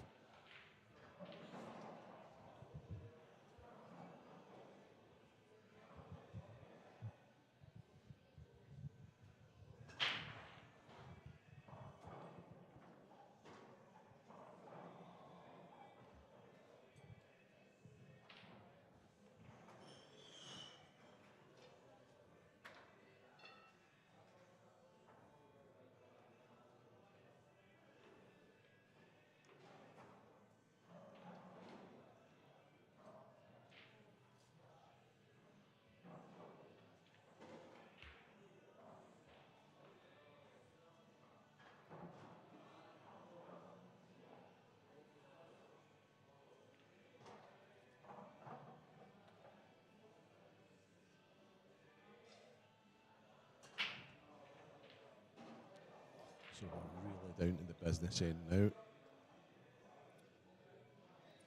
One last 16 game in progress. And it's last event semi-finalist Stephen Kirkpatrick from Dumfries. He's 6-2 up on Jimmy Pollock, who knocked out Scott Gillespie.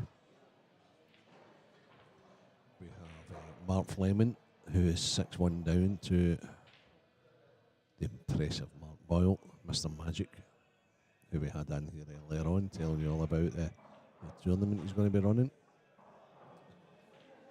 And just started as a semi-final between Davy Forrest and Liam Dunster.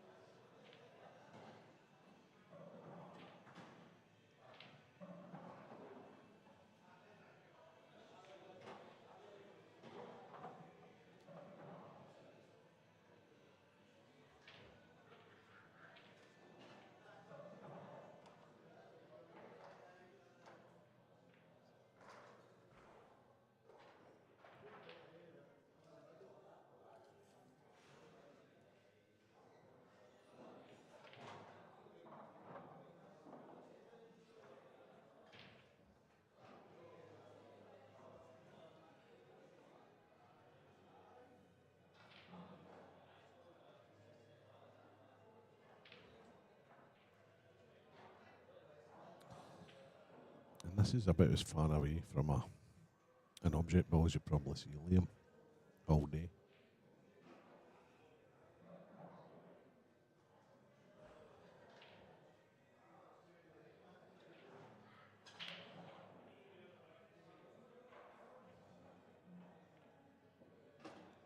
But still plays it in perfect with a relative ease.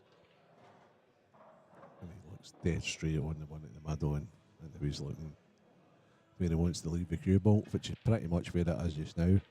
And that's him, like he's looking only one shot but 2 shots ahead.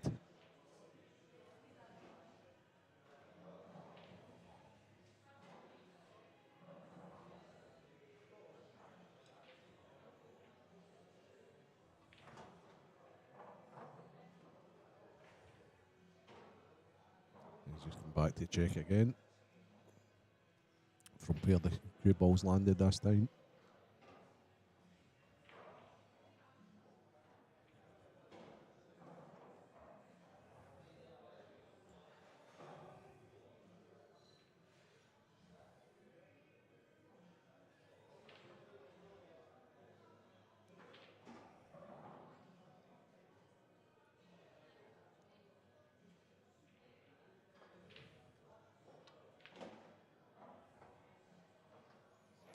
That's pretty perfect as well.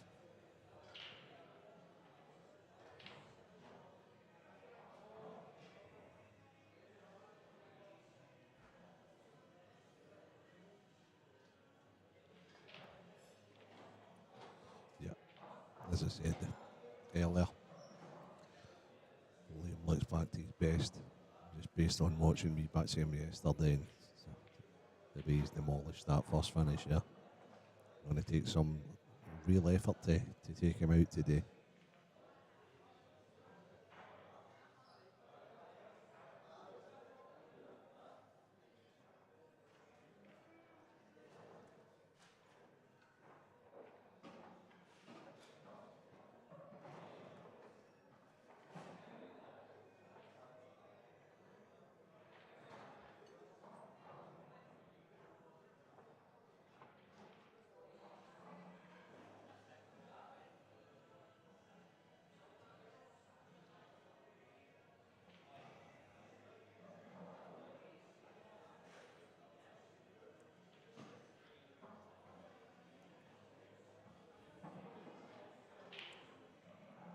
I don't even think I mentioned that Andy McKinnon took out Johnny McDermott by 7 frames to 2. And he's now awaiting the winner of Stephen Kirkpatrick and Jimmy Pollock. Stephen's on the hill, 6-2 up on Jimmy.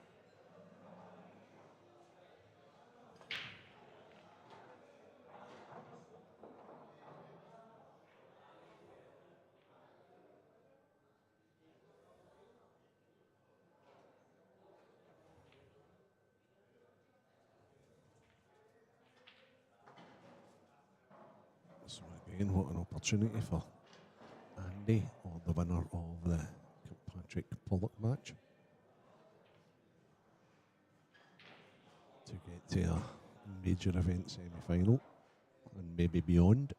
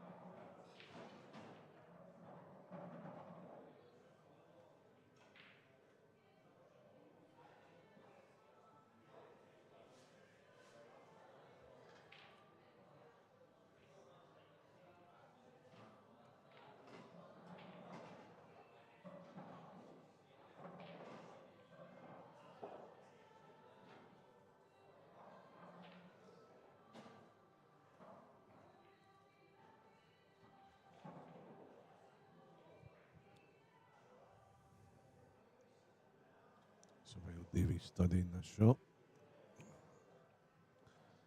I'd just like to take this opportunity to wish all the teams going to Malta to represent the country all the very best. Bring home the titles, guys. All the A teams, B teams, and have a great time.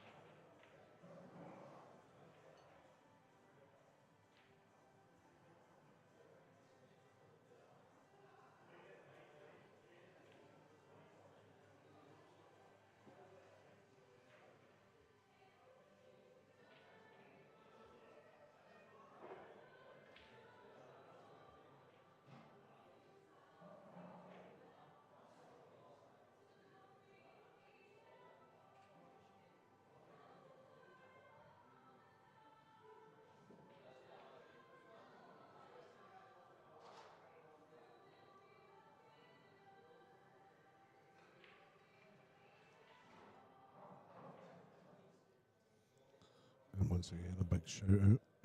I know I've been going on about it quite a bit today. But what an achievement. Young Jason Shaw won the big event in Vietnam, the Hanoi Open, Matchroom TV event. And what thrilling fashion he won that in.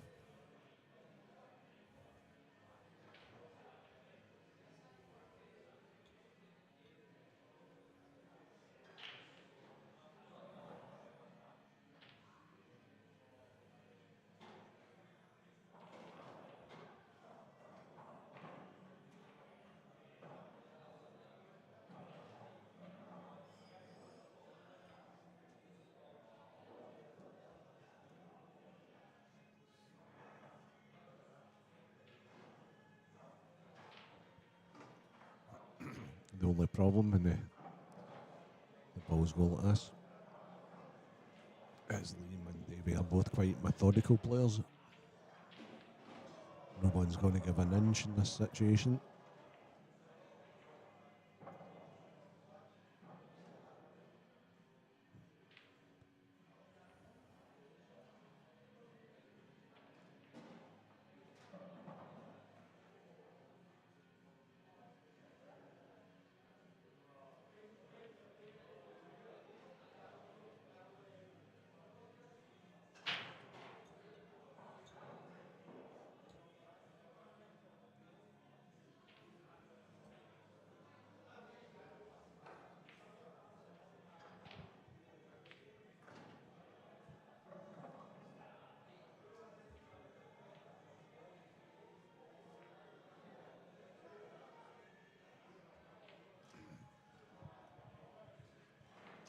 So just a little update. Table 1, Stephen Kirkpatrick still on the hill, but Jimmy Pollock's managed to pull one back. That's now 6-3. Mark Boyle's now 6-2 up. Matt Fleming fighting.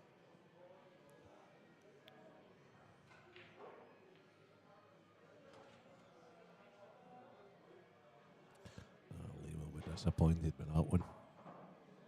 He wanted to get total control down the left hand side there, which would have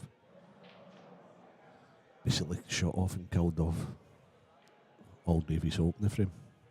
However, Davies got a chance of getting this yellow in front of the red, and that's a whole different ball game, which he's done.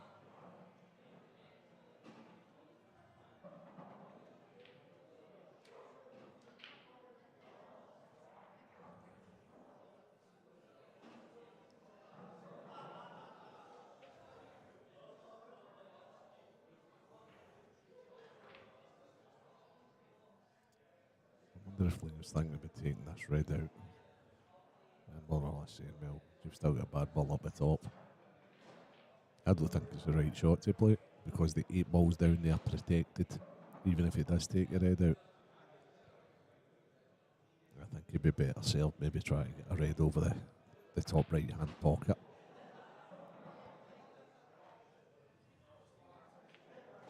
That keeps on coming around and looking at this. What was he going to play? A tactical foul? Tactical foul? Now, I wish I had £10 sterling for every time that I get a call per week with somebody saying, this guy played a deliberate foul against me, blah, blah, blah. Is that loss of frame? No, it's not. It's a tactical foul. As long as you play your own ball in black ball, it's never going to be a loss of frame foul. Has he deliberately fouled? Yes, but it's a tactical foul.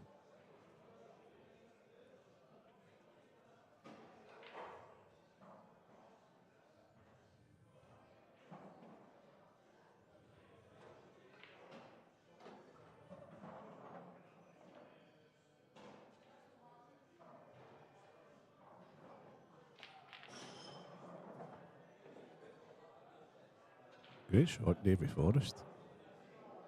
That was a, how do you like the bananas? Kind of a shot to Liam. He's giving himself every chance now.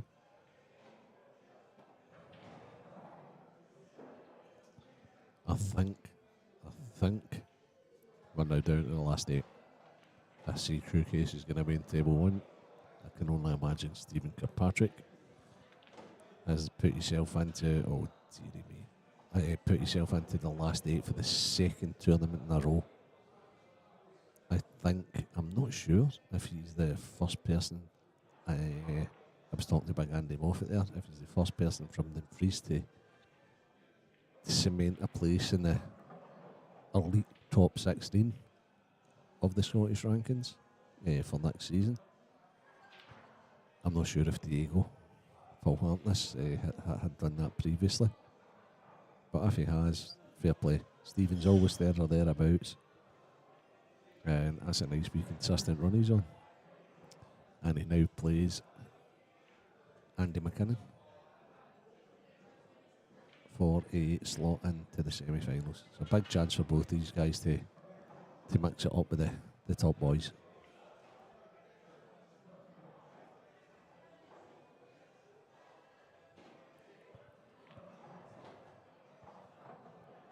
Okay, Davey wouldn't be happy with that one. Don't know if he tried to get through to leave a nice angle to play the yellow into the same bag as the black's going to be going. Just came a bit straight on it. And now he's either going to cut it into the bottom left or play into the right, but it looks like he loses the fight either way. What's he doing? Is he playing a slow roll? Is he playing a check? He's back up. He doesn't like it.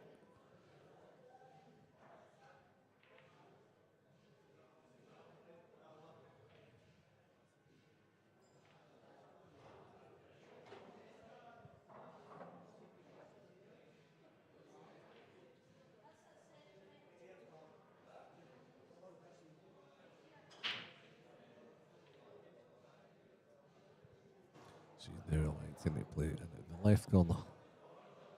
Where's his cue ball going here?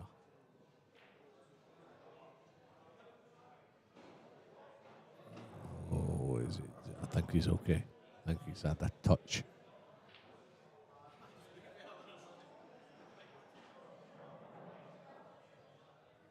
Yeah, he seems to be down cueing it straight, so he's on it.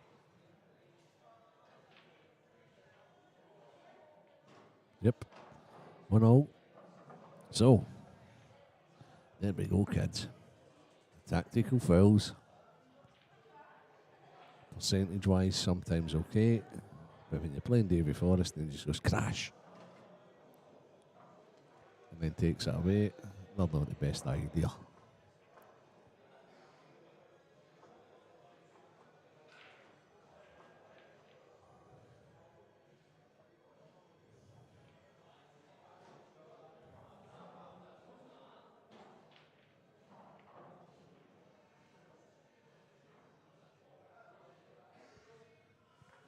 Boyle's on his last red here. He's game fit hampered. 6-2 up in Mark Fleming. That's a race to 8.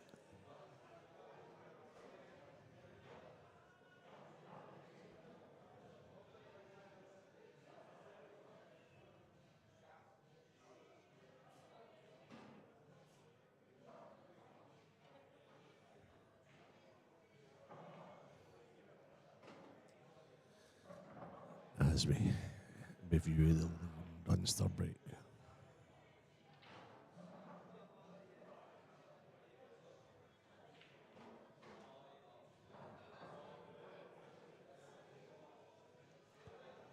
Watch out for the left middle pocket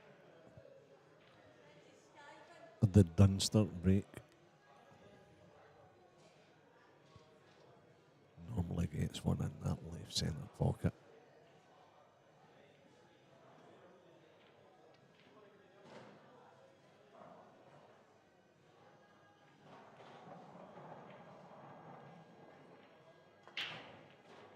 Oh, the yellow was flying into the pocket we talked about, but something got in the road. There, Ron Ewan, Miss Ewan, doing a great job, rushing the tables.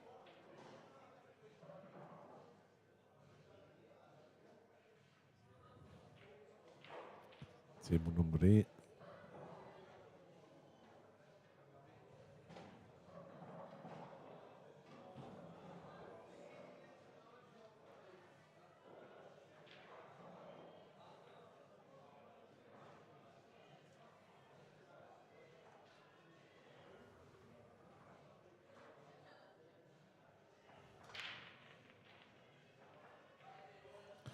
So Mark Boyle's now on the hill. He took that difficult last red and then put in a nice 8 ball, 7-2 up.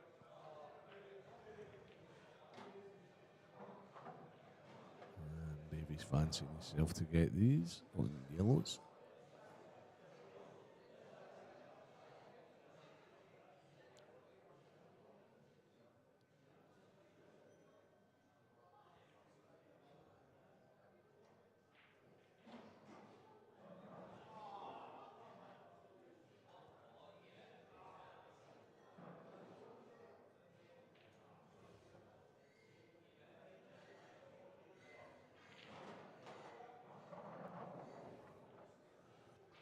Played that well and developed all the yellows out. He's on the difficult one to the top left as we speak.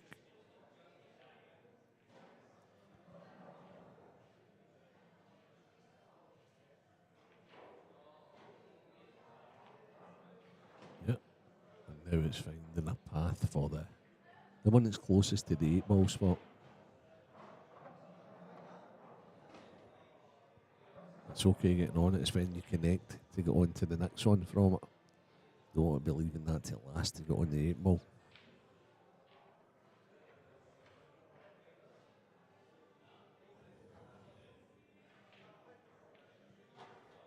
That is actually developed it.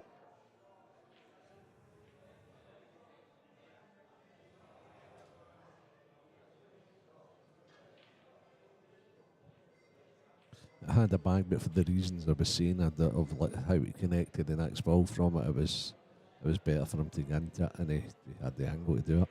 The only thing is he blocked himself for a shot. I know he has a shot in at the top left, at where the black's closest to, but he would like something easier than that if possible. He's looked at this twice now. He doesn't really like this shot. It's the fact that he needs to do something with the cue ball. Unless he plays cushion first, pots it, and goes round behind to play the yellow on the. Yeah, I think that's what he's playing. Low, with a touch of English. There he goes. Whoa, up. Oh, he's won it. But it's far too hard.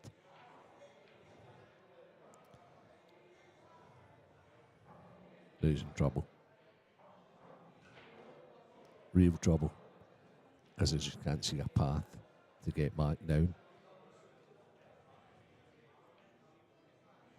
This is as tough as it gets.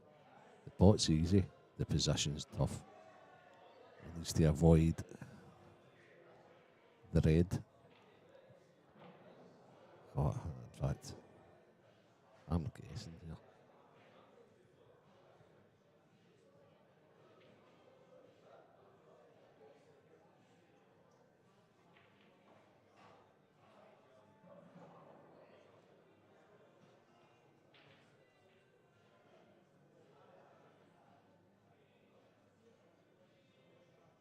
The only thing I can see is to play a load of left-hand check side on it and try and play for the yellow into the right-hand corner.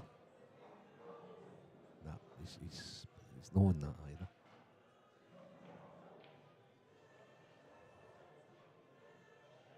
Maybe playing ball to avoid the red and come down the left-hand side of the table instead of trying to get around the right-hand side of the table.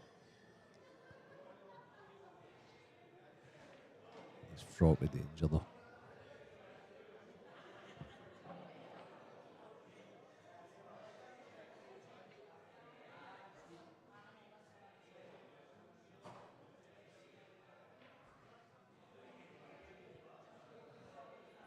Hello, Martin. It is the dulcet tones. I've actually got a sore tongue. I think it's with all the talking. To be honest, it's certainly not with anything else, that's for sure.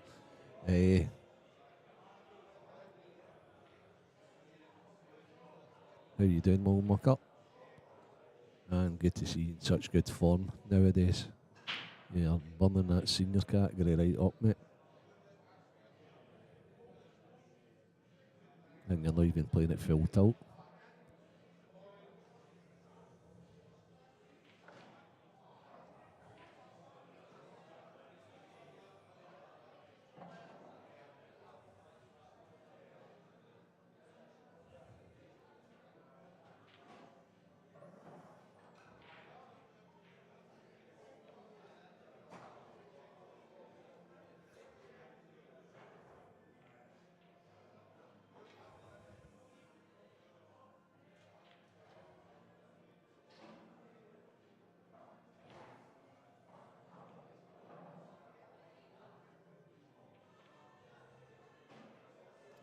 The Masters a tough shaft. Jones, it's really fudgy, mate. No, you can't. You just go and just blow them all away.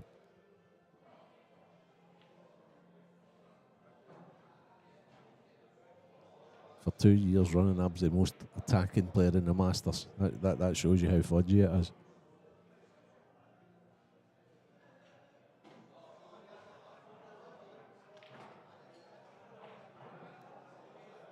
Oh, Davy Forrest, that was at some effort.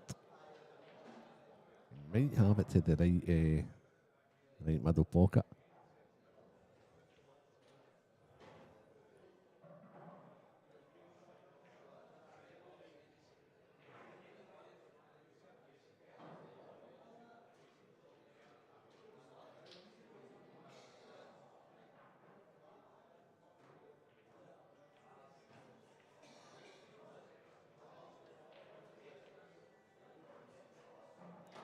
What a shot. If Davy gets this is just a monumental finish.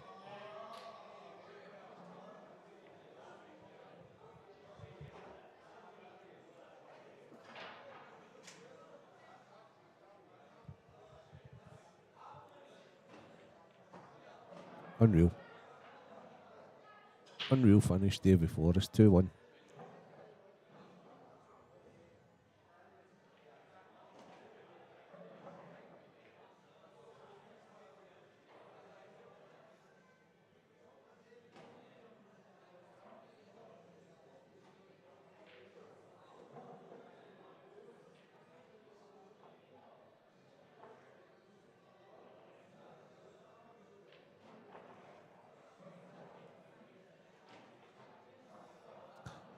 Table 9. Mark Boyle has 3 yellows, all sitting out in the open. And the 8 ball to advance to the semi-final.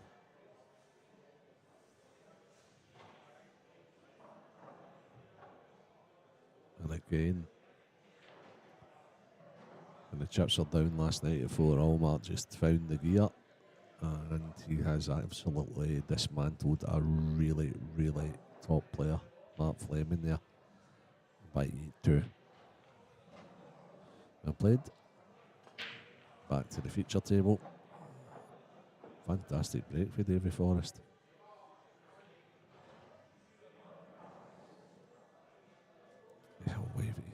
He prayed for that head to stop, but it didn't, so it's pretty awkward.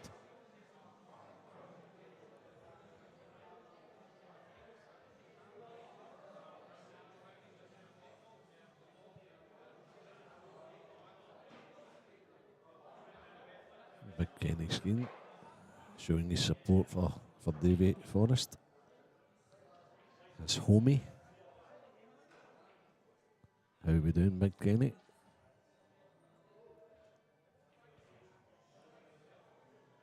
Absolutely love your posts about sports scene. What a man.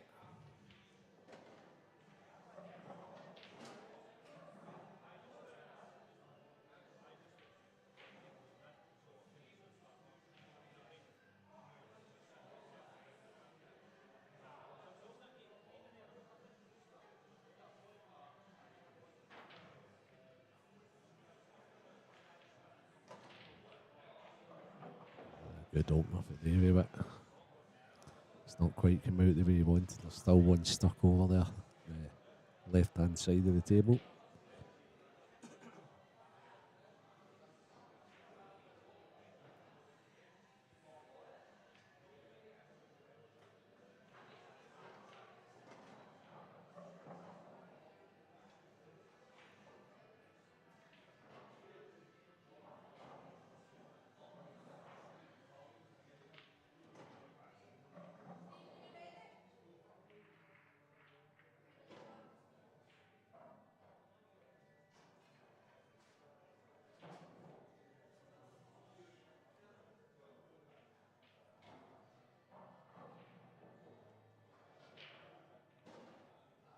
Now, I don't know what's happening here, but I think someone. Oh, that's a great shame. When I be back with you in a second, think one of our competitors may have been called in to work, which would be a great shame for the fellow, to be honest with you. But I will get back to you once I collude with the TD.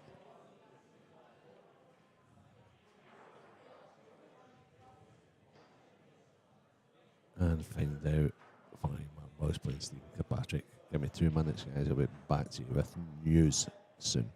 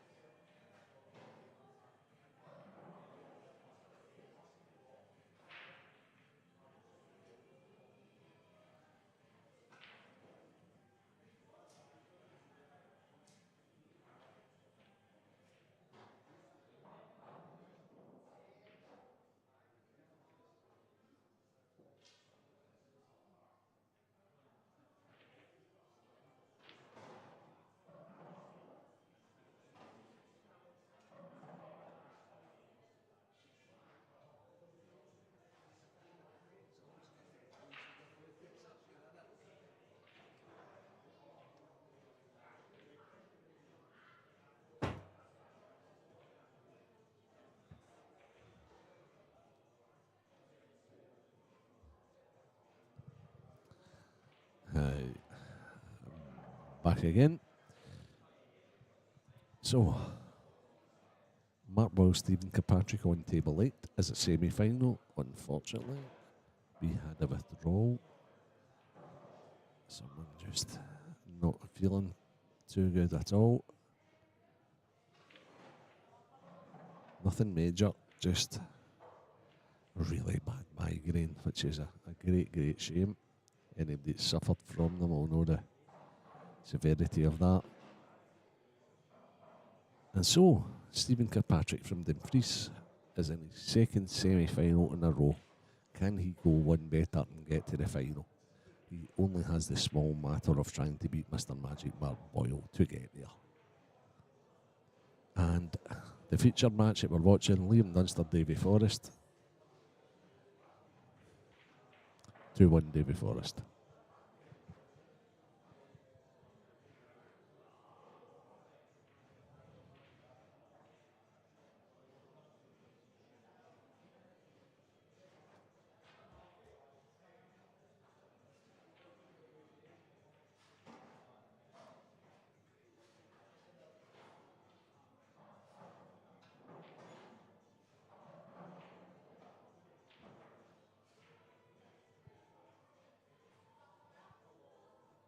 Now, while I was out there, I can only imagine that Liam has went for a clearance and broken down or missed.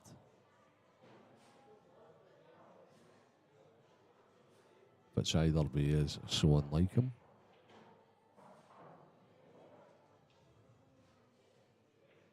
And Davies just played a... No. What's Liam on here?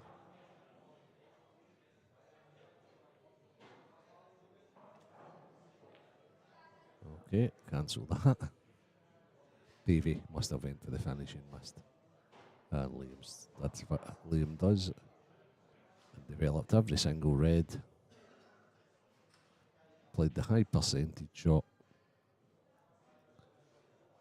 The only way Davy can get out of this mess now is with trying to kick a ball in and then land on the other one. Oh, he'd fancy leaving him up for 2-0.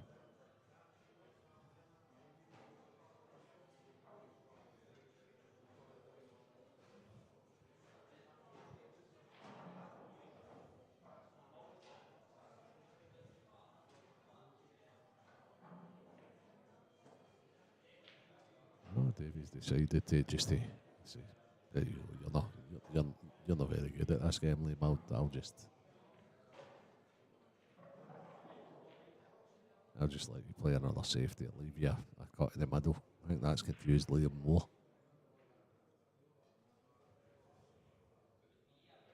Aye, is that a wee scratchy? That you don't see Liam scratching his head very often, but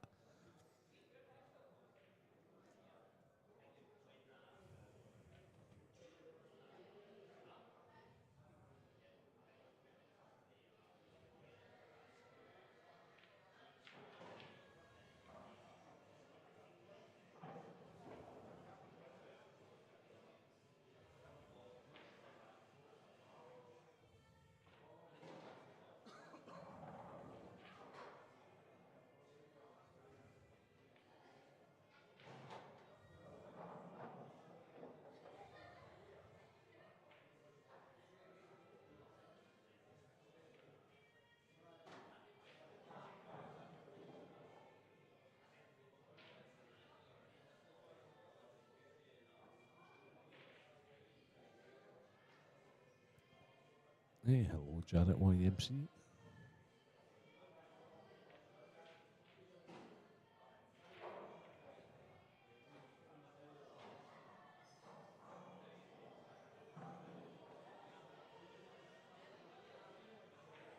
I hope you're doing well.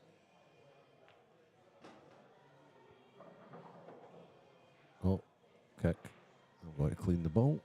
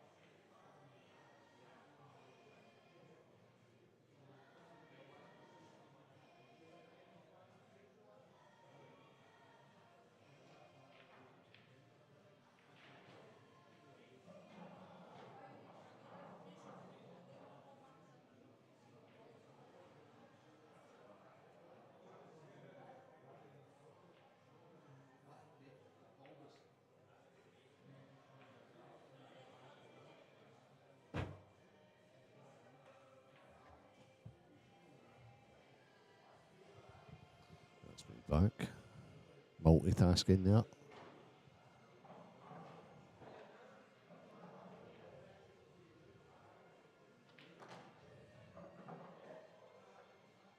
Oh, you've got a bad contact.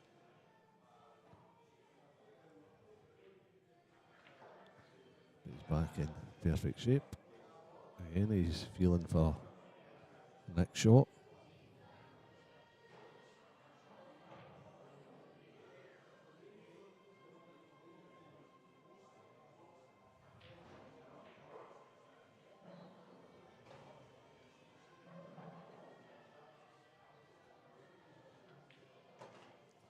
That's pretty good.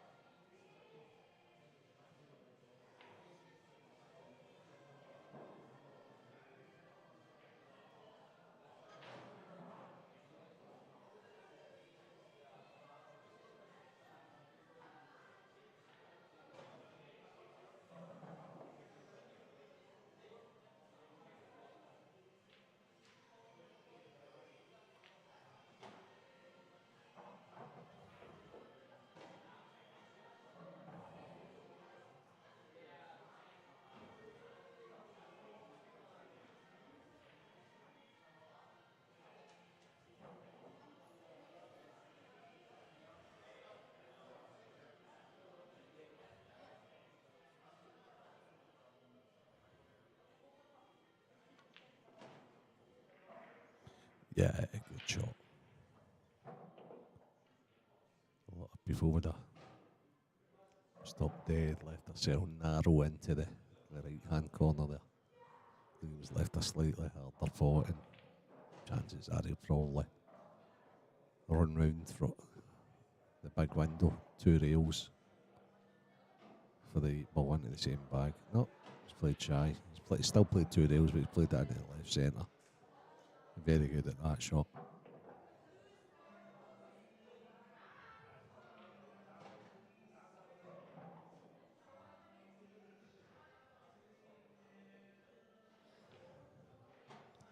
Yep, there we have it, 2-all. Mark Boyle just went 2 in front against Stephen Kirkpatrick on table 8 also.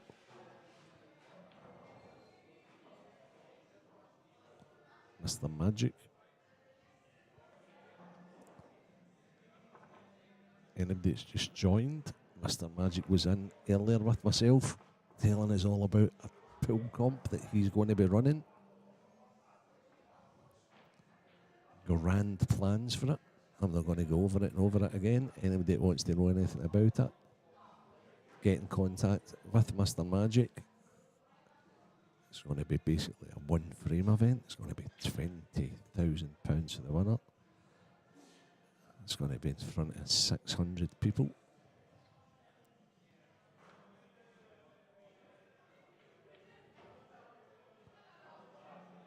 I think locally it's only like £20 to enter or what have you. So pretty good money. And a lot of money going to charity as well. I think it's McCarran Hospice. And it was an idea that when Lola was still with us, that they had discussed.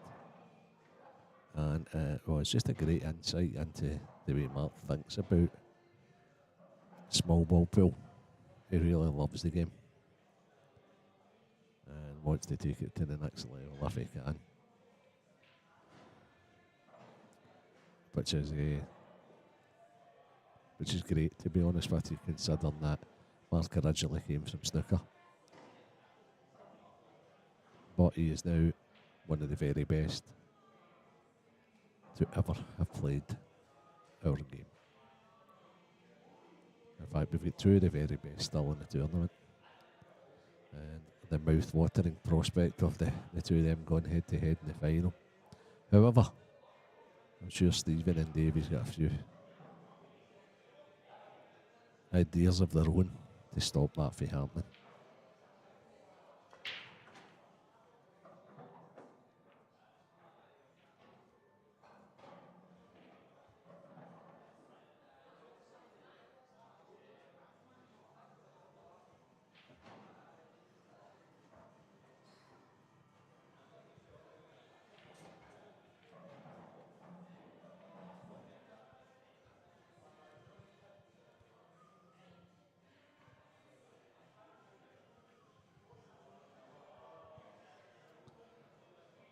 that's my old pal Stan Wallace for Dundee, they're saying bring back Stevie Walker, I'd be really disappointed.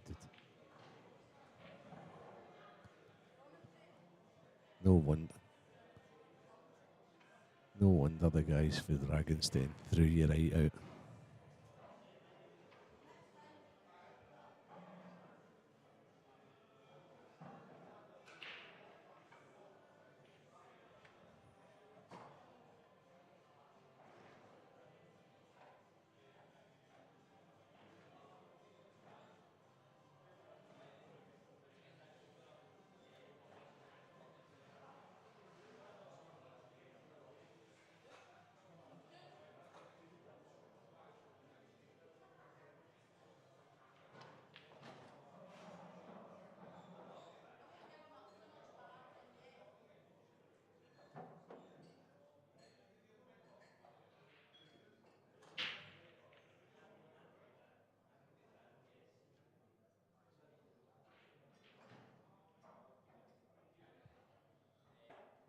I mean, unfortunately, he's just textbook.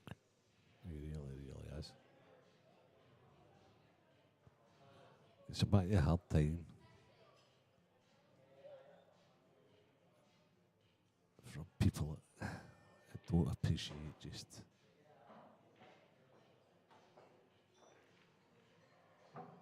how difficult it is to be that pinpoint all the time.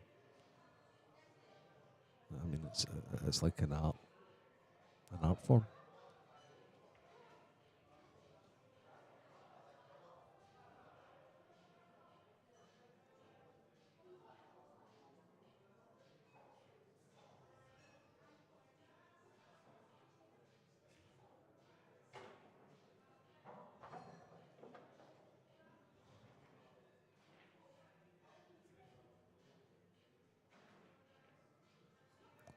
Just ruthlessly efficient.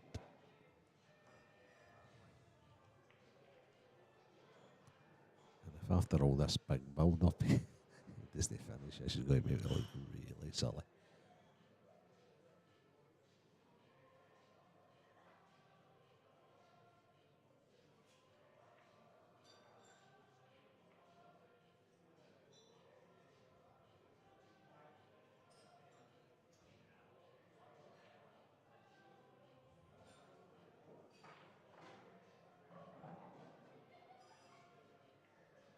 Another wee scratch his head here, which is tells me one of two things. His head's either lousy or, and that's not exactly what he played for.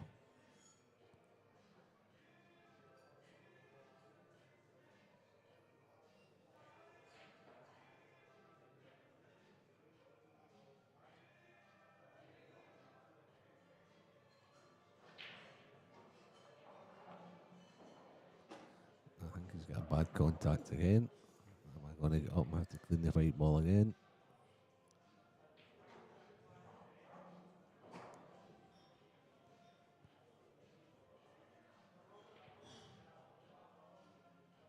He's not happy, shabby.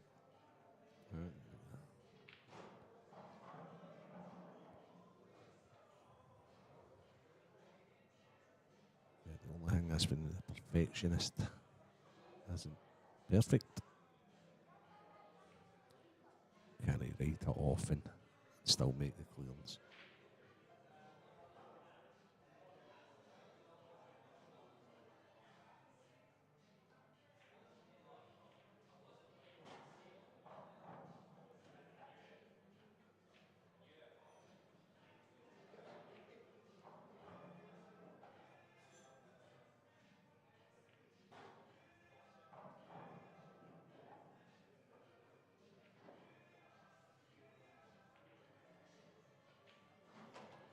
Good recovery.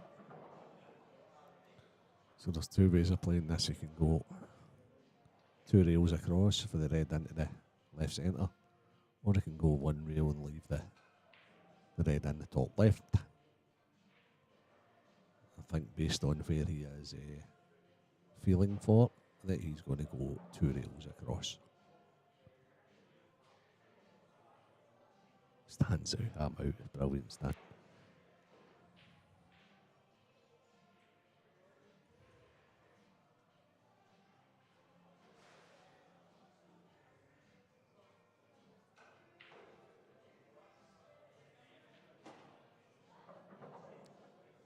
So we went one reel.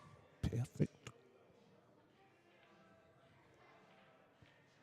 Ruthless efficiency.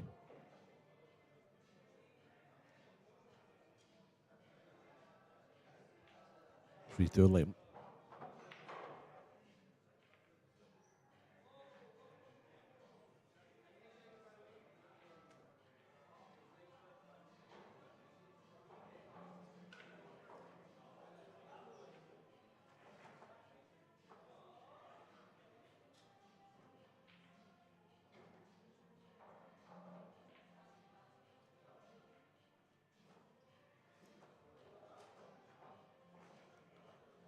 So the semi-final scores: Liam Dunster 3, Dave Forrest 2, and Mark Boyle 3, Stephen Kirkpatrick 0. Races to 9. The final is a race to 10 to crown IM4 winner. To join Ryan Davey and 2 wins from young Morgan McInnes. And the fight for the 16 is certainly on, with the Scottish final still to come.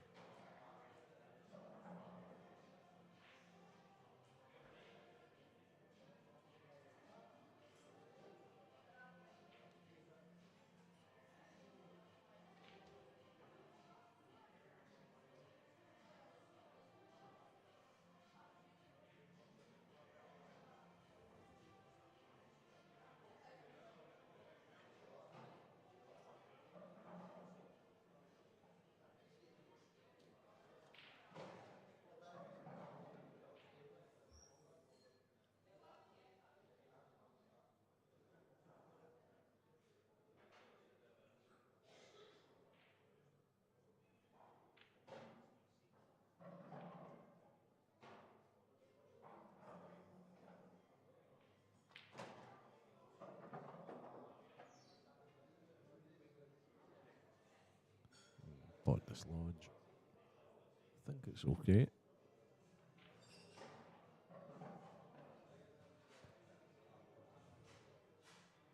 So what's Liam's plans to get upstairs for the yellow closest to the right corner pocket?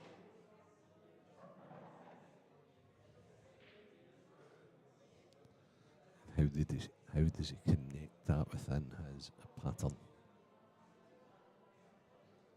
Does he go thin, middle left, then middle left and up? That's what he's working out just now.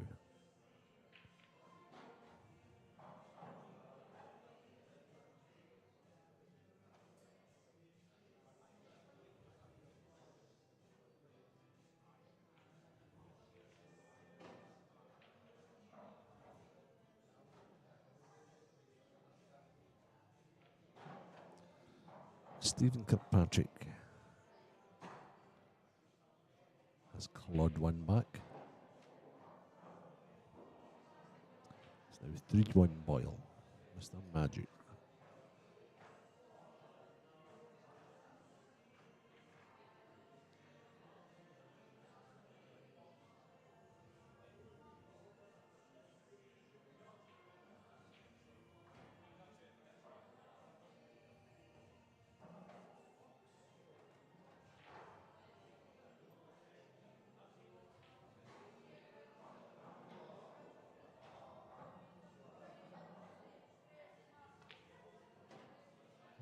Lovely shot from Liam. Nice screwing, nice position. And I think Liam would be happy if potting the yellow in the top right to land the fight pretty much where he is just now. Yeah, that's what he's round looking at.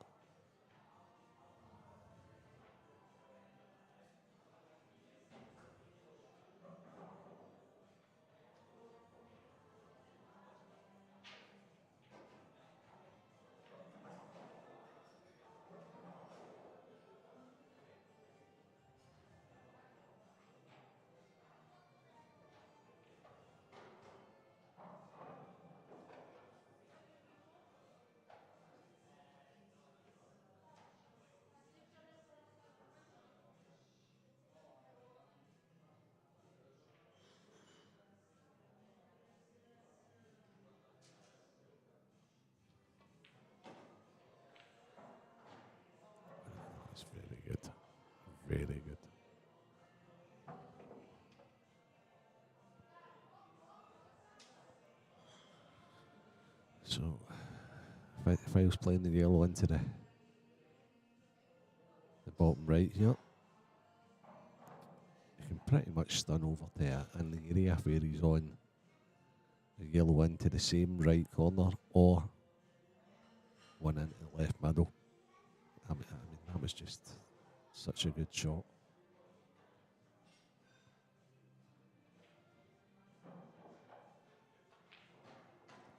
Yeah, I mean this is top level stuff.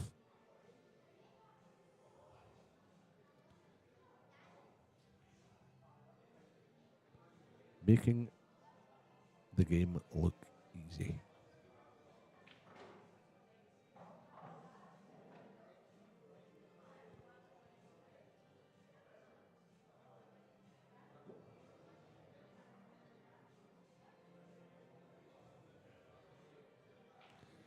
Which, as we know, it's not.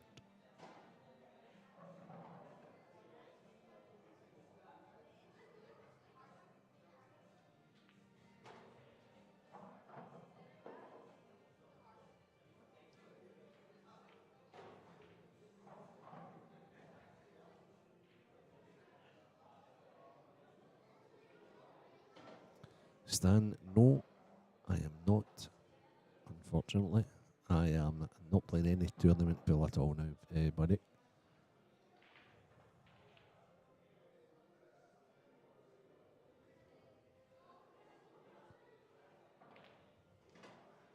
I thought I'd give all the rest of you guys a chance.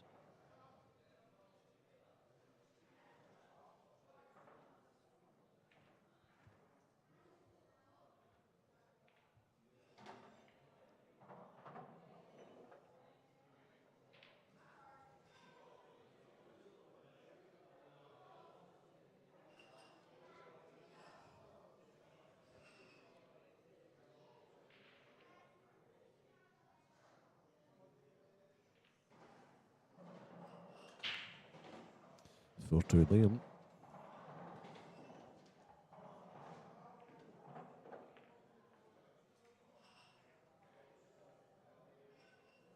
Stephen Kirkpatrick is another one on the board there. It's now 3-2. I think Marky potted the black ball out of turn, or I'm not 100% sure. It was transfixed to the robotics of young Liam.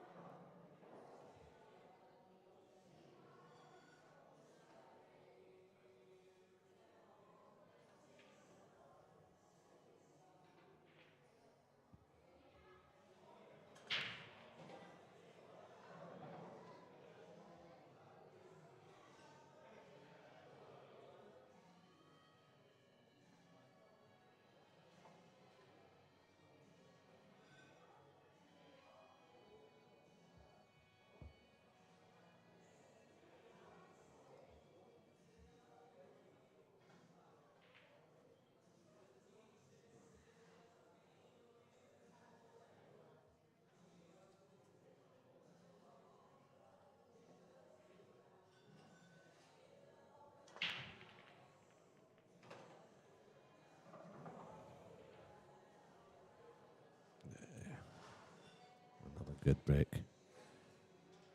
If he can make the red he's looking to into the right centre, I think he'll be out again.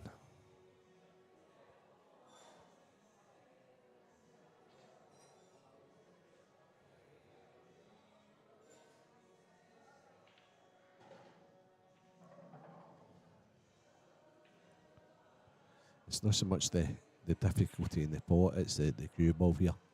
It's whether you go screw off the cushion and back out again to play the red you're closest to just now in at the bottom left, or it's whether you play delicate to play to left centre. I probably think it would be delicate to play to left centre with an angle to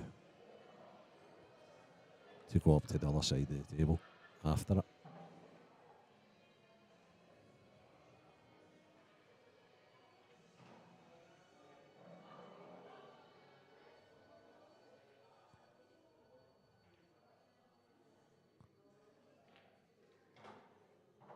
He's ended up kind of. Nah, he's fine. I would call that the halfway line. I mean, he's okay, but I think he might be getting into the yellow here. Liam doesn't like getting into balls unless he knows exactly where the cue ball's going to finish. He doesn't like gambling.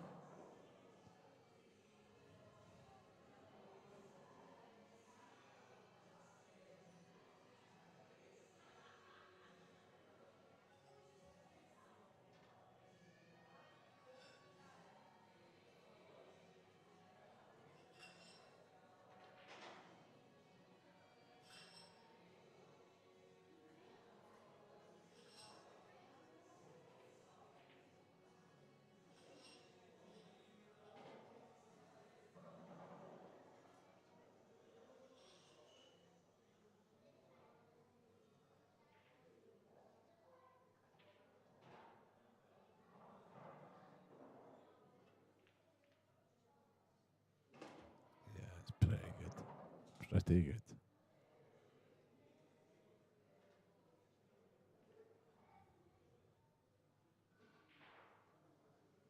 Now it's all about where the 8 ball's going. So I think the ready's got closest to the 8 ball. You may very well see him playing that last into the left centre. So he can get a nice shot into the 8 ball into either the right centre or the right bottom. I must say the sounds in McGoldrick's today,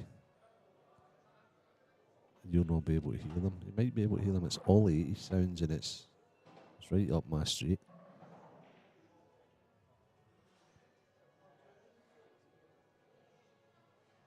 Fantastic.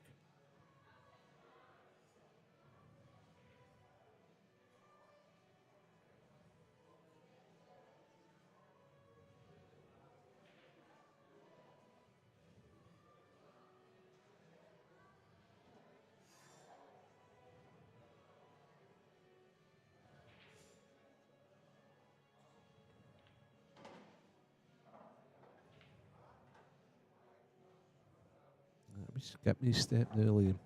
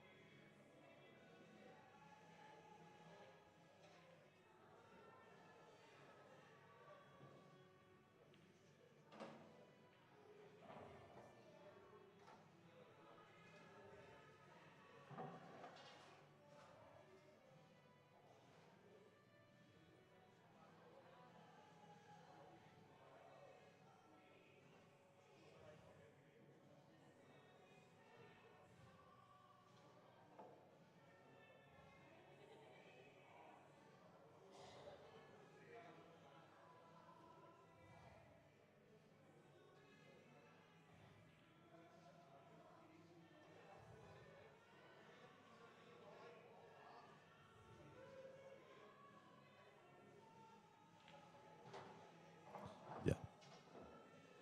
Yeah, it's brilliant.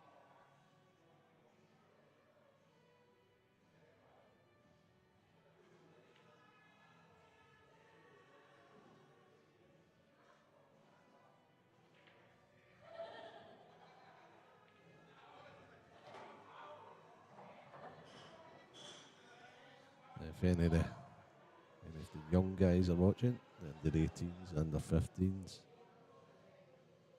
they're watching Liam just now, it's just like reading the book. Play pill like a robot and just be absolutely perfect all the time.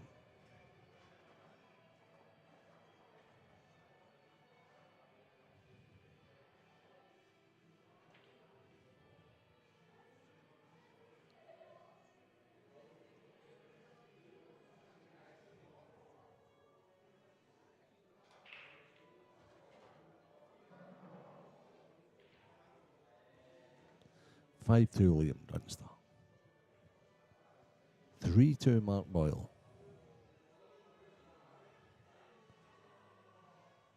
What have you got here, Davey? Needs a dish. Wumph.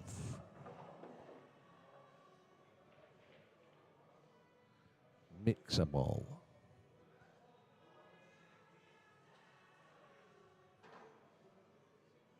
Bit of work to be done. Certainly anything but tap-ins. I think the yellows are slightly better. The first thing you look at is the 8 ball. Where does that go? That's what he's looking at just now. Where's that 8 ball going? There's that 8 ball going, he's saying.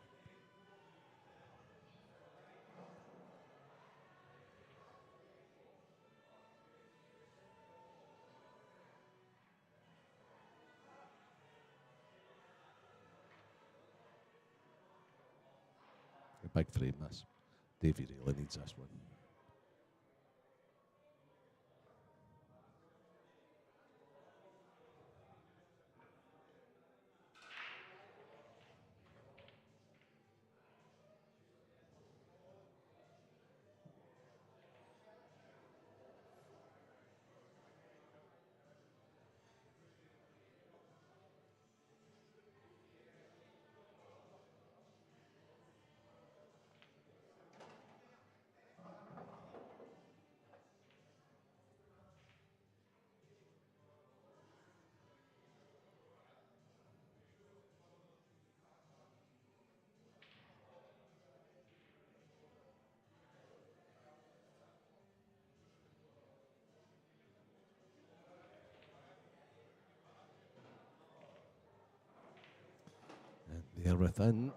There within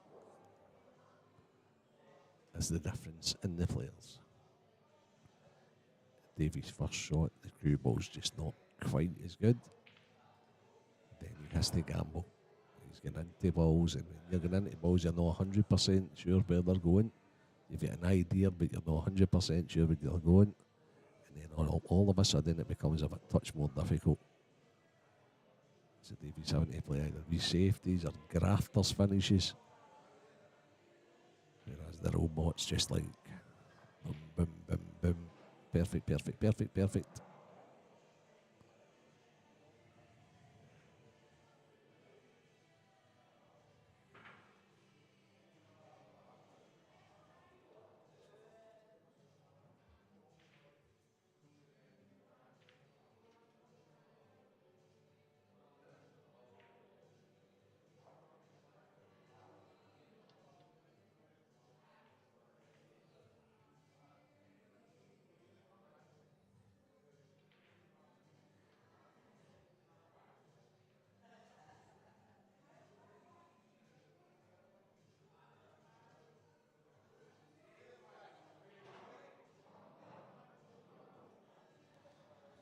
So while we're waiting on Dave playing this shot, I'm looking over at table 8, and that's about the Fudge Fest, the 6th frame.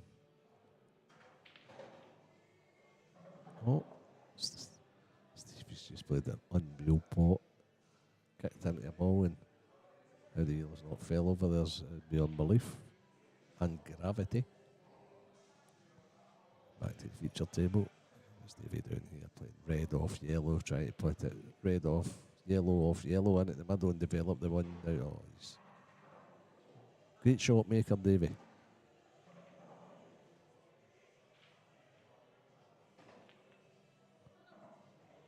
Oh, yep, he's got one part of the 3 part of the shot right there. And the most important part of it, which is the pot, because he stays at the table.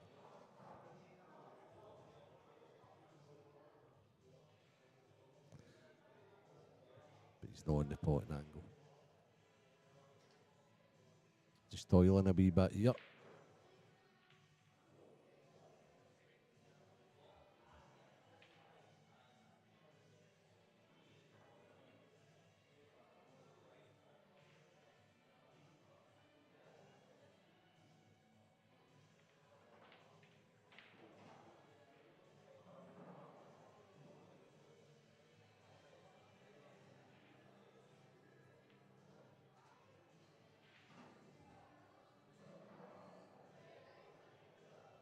So I must say again a big thank you to McGoldrick's Sports Bar for providing brilliant playing conditions for the players all weekend, looking after the officials.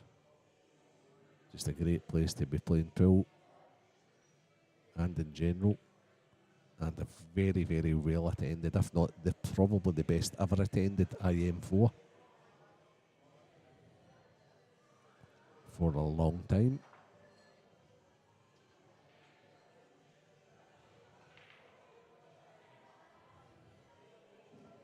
To Craig, our streamer, what a job the guy does. I think he's revolutionised streaming.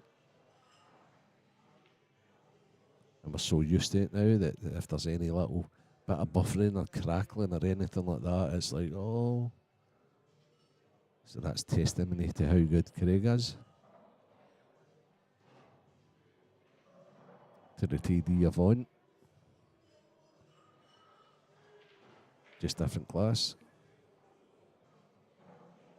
And we've actually got on quite well this weekend, which makes a change. We're usually arguing like cat and dog.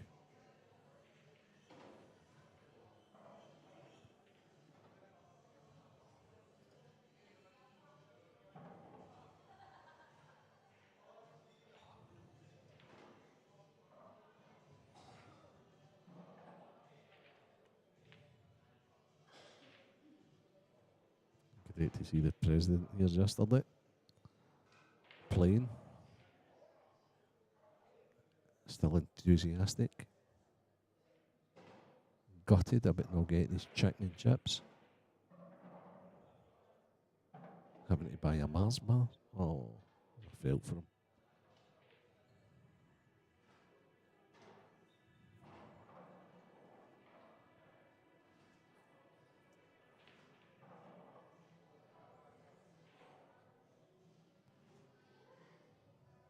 And I don't know if he's still here, but great seeing me Santa in the room.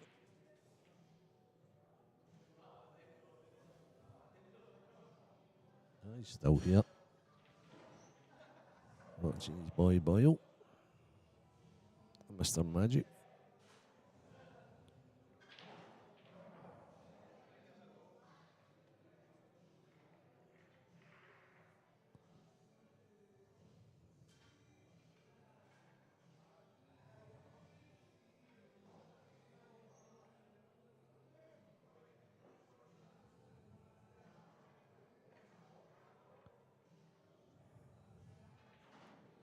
So Liam's coming to the table this time, and he has a slight dilemma.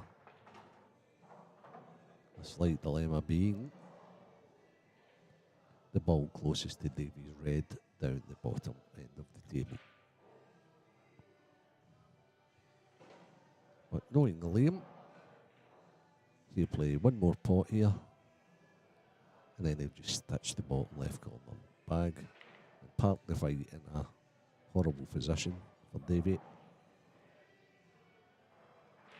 Or if he's being over exuberant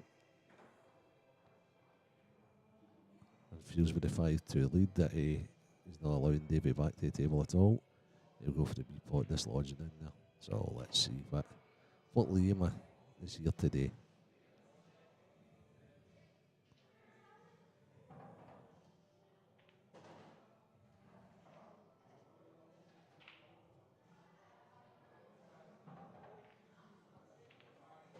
Yeah, it's Liam Mark 1.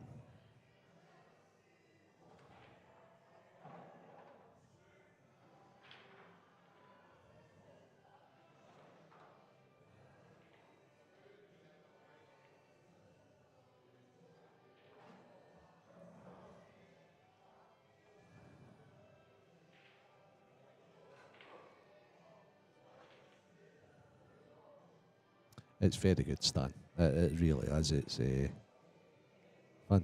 fantastic venue. I know you knew, obviously, all Mick pretty well. I actually think he gave you your introduction into like maybe playing with the Scotland team or what have you. There's a big mural on one of the walls of Mick, and it's just a great place.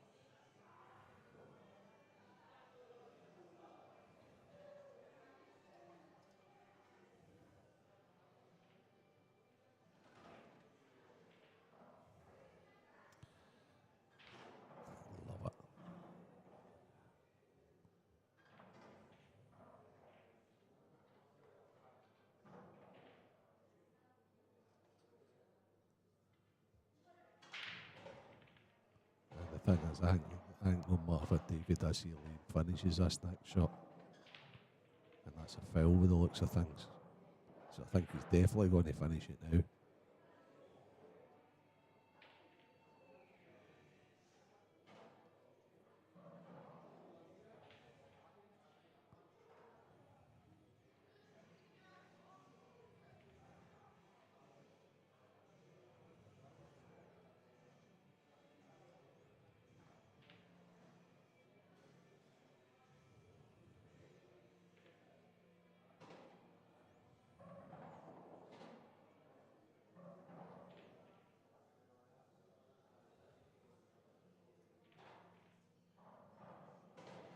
So,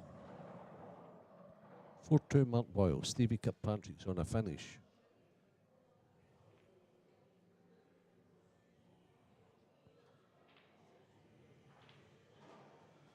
Liam, is it? I mean, Davies as well just conceding this frame now. If Liam makes a mistake here, I'll give you the one myself. As Les Dennis used to say.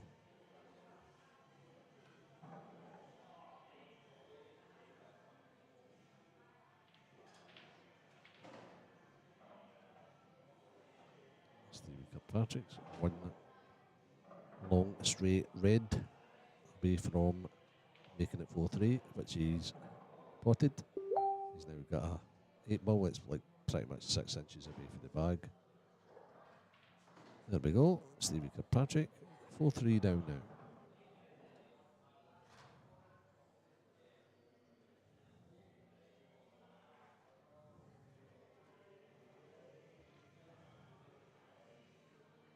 He's not happy because he's overrun the ball with 1 inch. Oh, he's disgusted with himself.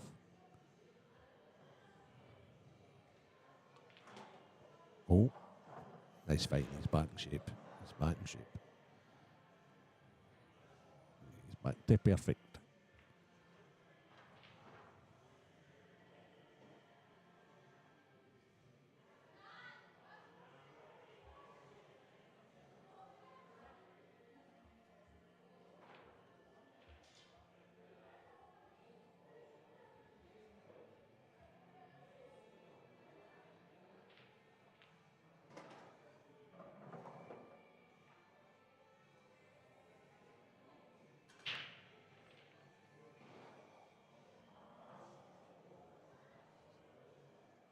Good break for Stevie Kirkpatrick on the second. Oh, no, is it dry? Or was it Mars get broke? Oh, I've lost the plot here.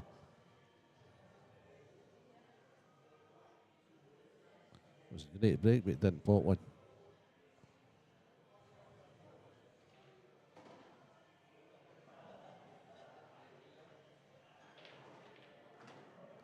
Wow. Wow. I have no idea what Liam Dunster did there. He has obviously hit too low in the cue ball. He's tried to stun up. I mean, I take no pleasure in saying I'm going to have to give you the money myself here. I think he'll still get out, actually. I think he'll play the yellow off the yellow. Pot it into the left corner.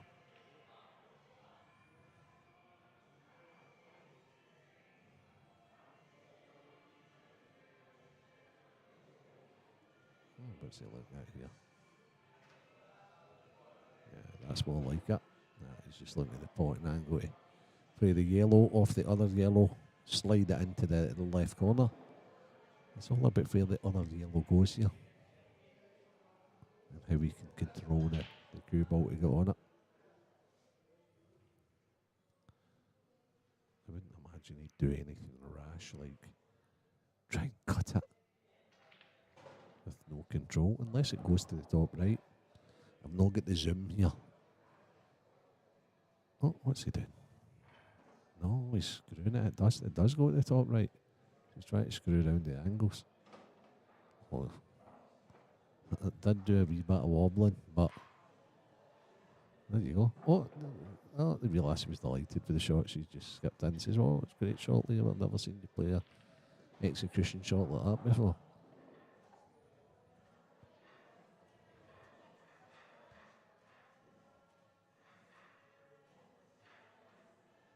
Liam's that happy with the way he's played that last shot. He's not even complaining.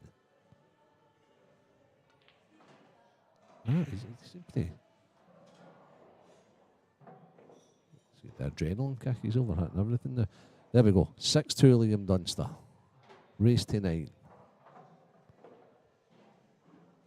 4-3 Mr. Magic Mark Boyle with 3 reds remaining on table 8.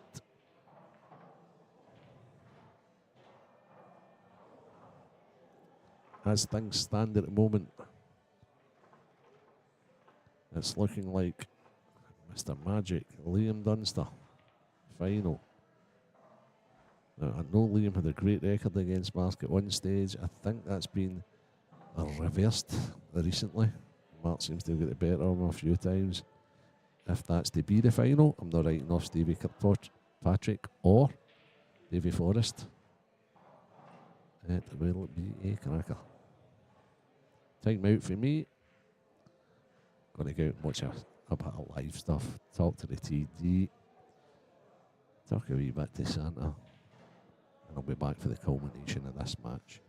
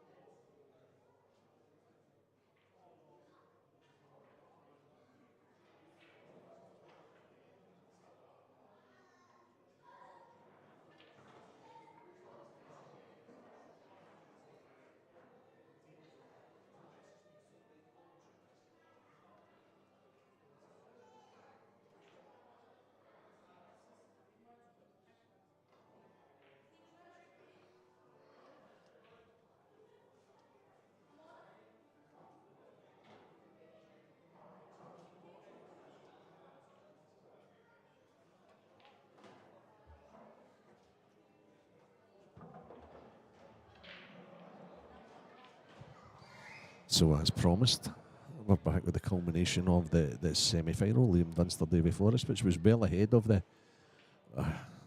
Boyle match against the Stevie Kirkpatrick. However, a mini revival from Davy Forrest. We would never expect anything less, to be honest, from Davy. Leaves it all out there.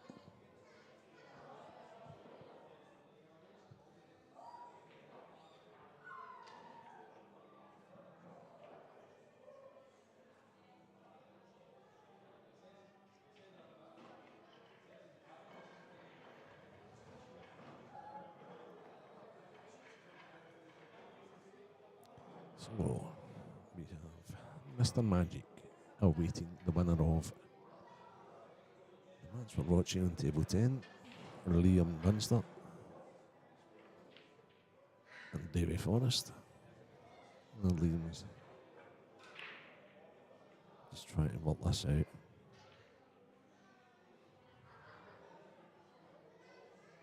Big frame all of a sudden, this.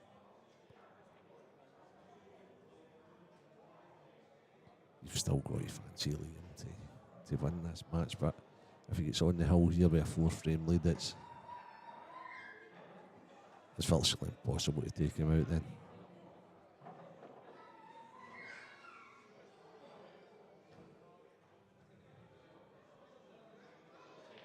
Hopefully I'll get somebody in to do the final. We've got the Saltire guys here, Paul and Santa.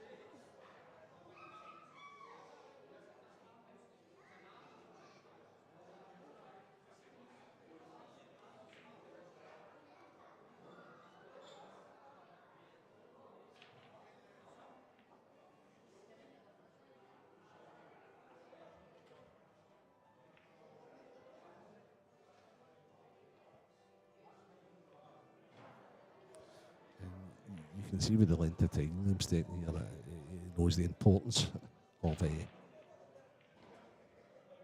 rack.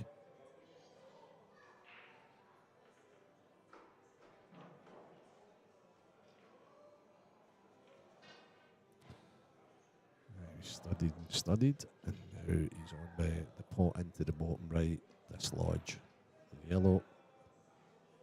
Okay. So, if Liam had an Achilles heel of any sort, it would possibly be that. The multitask, not gimme pot. And probably the reason for it is because he's so good with the cue ball that he doesn't have to be in a position to play that shot a lot. It's not down to a lack of ability or anything like that. It's just down to a lack of not having to play the shot very often.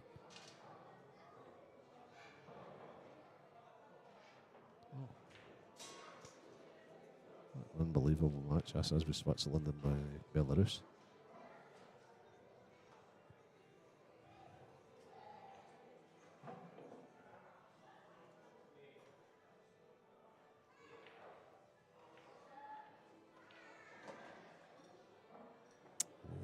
Davy didn't whiff like that. He went right in behind that.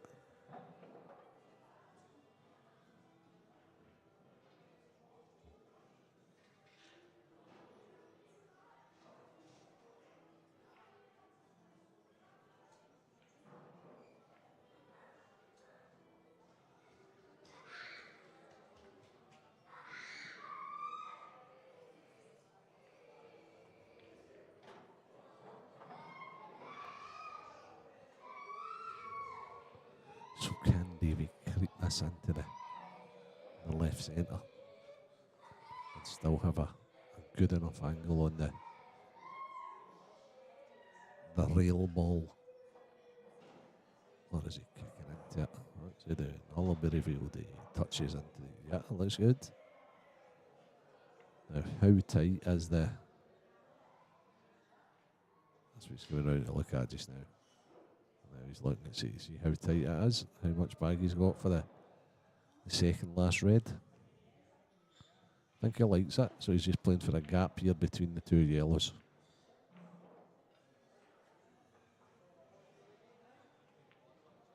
Yep, pretty good. Yeah, well, they're pretty good. That's actually perfect. So, Davy's looking at it again. Just avoid the red that he's beside the bag and he should be fine. He's played that awful well. He lost the cue ball a bit. I think he was that determined to get the pot without risking hitting the red that he's just like over cued it or under cued it, depending on what way you look, and lost the cue ball. I still think he's okay because I think he can cut it in thin and still be over. Even the top side, where he's looking now, basically where he's pointing the cue stick now.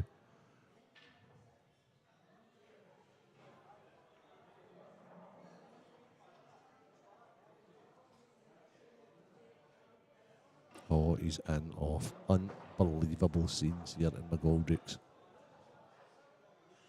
And that's what happens if you lose the cue ball a little bit. Still quite a bad mistake with Davies. Just tried to get too good on the 8 ball.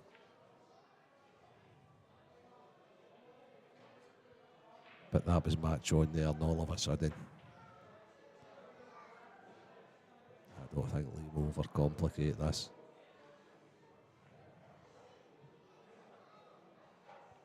And see, the right shot's always the right shot, I believe. I think he should play this yellow over the bottom left corner.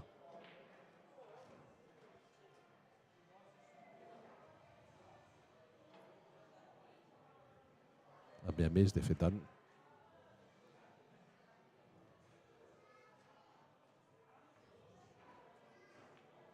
There we go.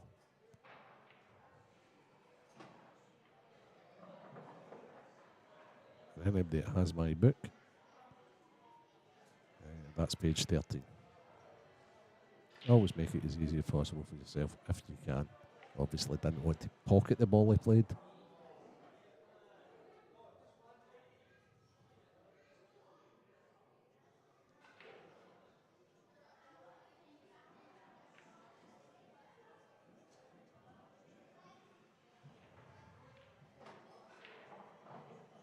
Yep. Perfect.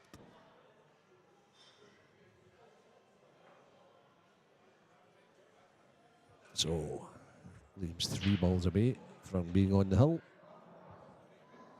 And as Jarrett YMC says, he needed to play a touch around inside to avoid the middle. Yeah, I agree.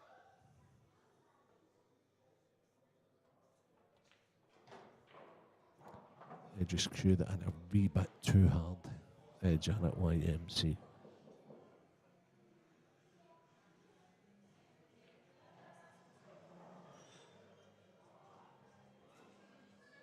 Maybe it was a little more acute than what it looked on the monitors. 8-4 Liam. 1 away from IM4's final. And with the break.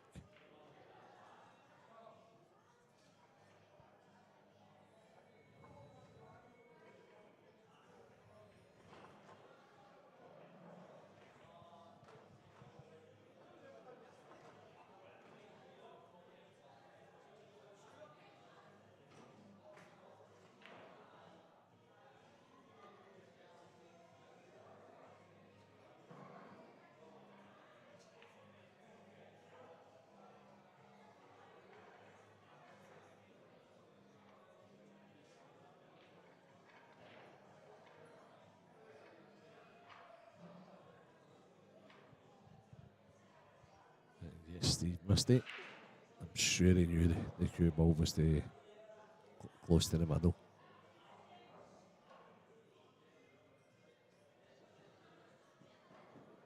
As I said in commentary, it was a poor positional shot for his second last red.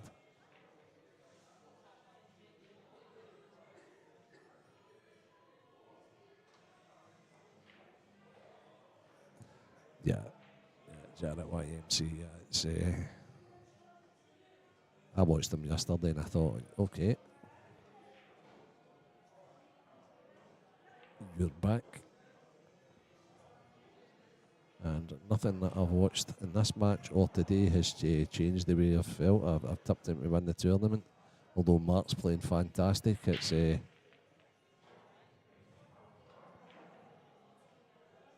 that's watching watching this today, who will be tipping? Who will be tipping to win the final? Oh, could Davey pull this out the fire? Reverse dash, dash, reverse dash, dash. Tactical last frame.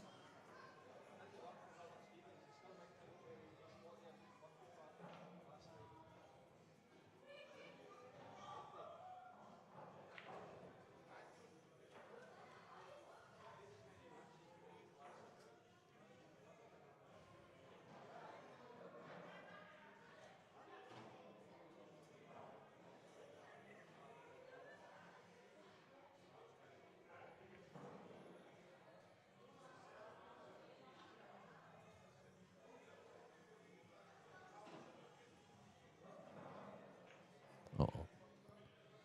Sorry, I'm watching this Switzerland-Belarus game. What a match. 7 minutes into the injury time, the Belarusians are still trying to go for a winner. Multitasking all day today in this commentary booth.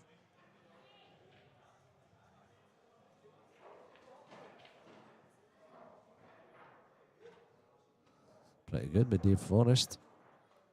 What does he do here? Can he stun out or does he run round? Or does he pretty much just roll it in and take his medicine?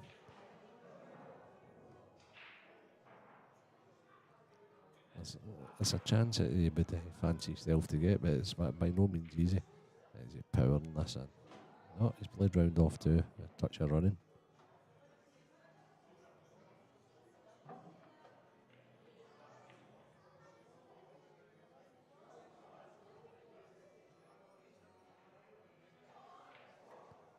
Yeah. I think they both get brilliant breaks, guys.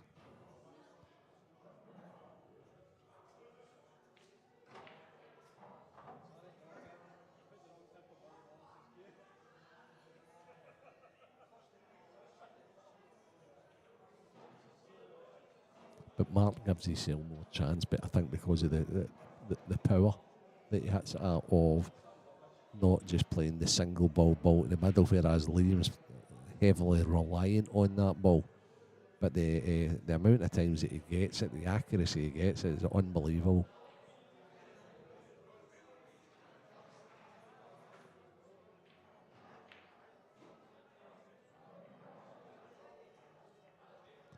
Well, Stephen missed none of them have won a Scottish rank event so far this year, so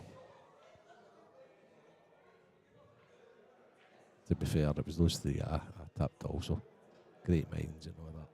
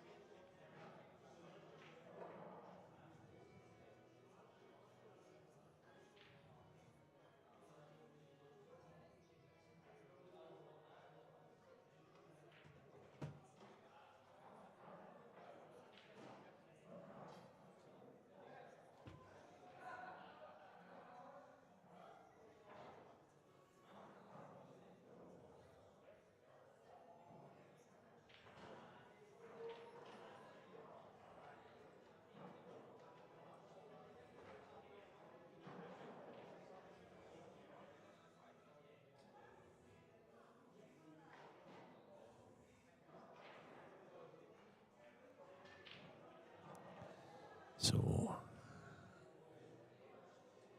Davy's in a bit of trouble now. Needs to play a wee Heidi shot.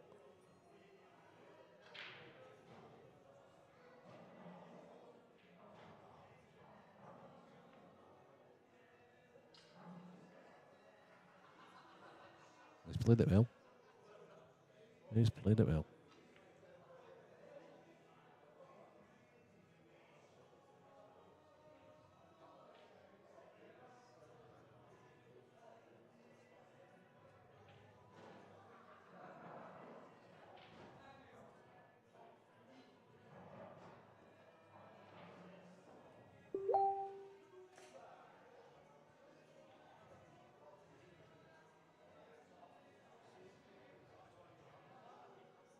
So it's not very often you'll see Liam snickered by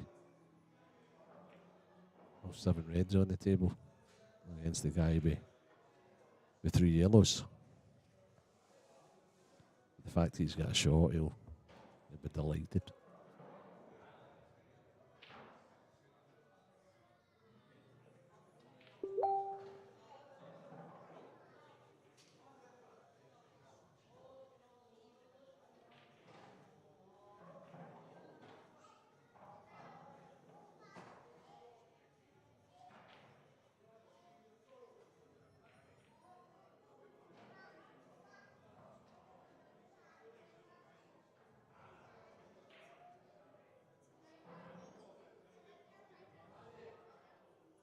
I've really studied this.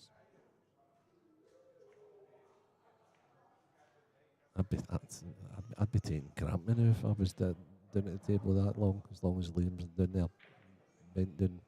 Oh, he's up now. There we go.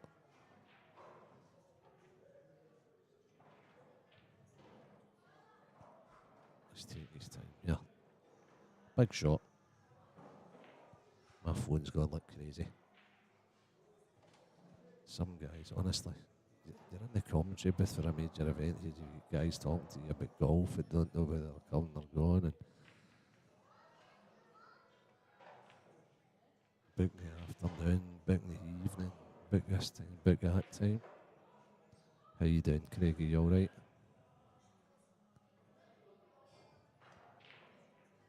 Your teammates doing really well. 8-4 up, first to 9. Mark Boyle's awaiting him in the final.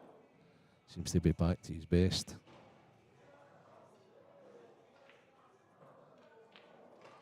Great shot, Dave Forrest.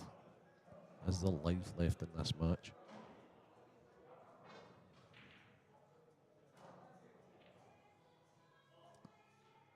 So that's my golf doubles partner, Craig Adamson, I'm talking to. Good shot, Davey. Now this isn't going to be any easy 8-ball to get on.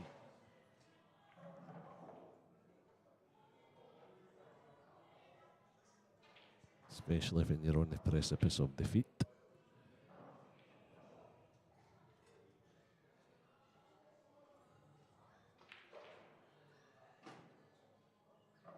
What a fantastic shot. What a fantastic shot, Davey Forrest.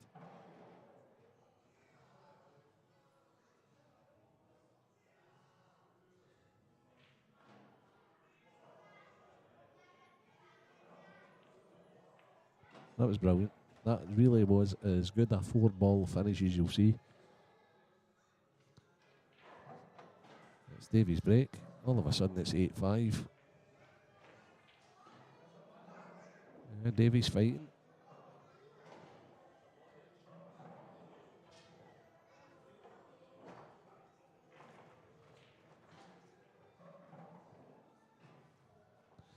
I'm waiting to get myself a quick refreshment. I've got a final to look forward to here. So I'm going to get myself a glass of the house lemonade.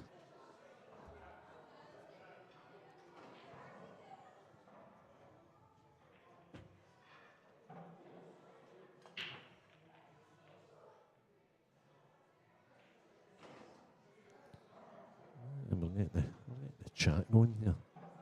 Liam makes less mistakes than Mark, but I feel Mark has more natural ability, but doesn't put the same focus into every single shot that Liam does. That's quite a good observation. And I love Mark, and I think everybody has natural ability, but I think the guy that makes the least mistakes always wins. So Stevie missed day 1. do you think Lee will win this tournament then, based on your assumption?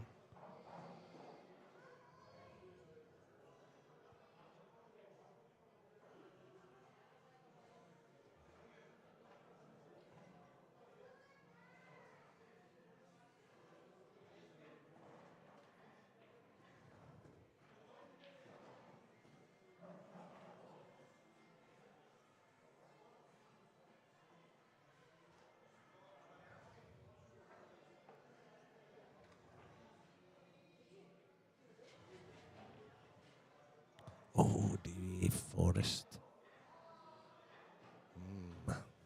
That looked quite straightforward. Don't get me wrong, it's not the worst I wonder if you see Liam going back to for Gilliam, putting the yellow on top of the red and saying, right, okay. Because I can't see any other way that Liam can take this out here. I think he's got to go defensive.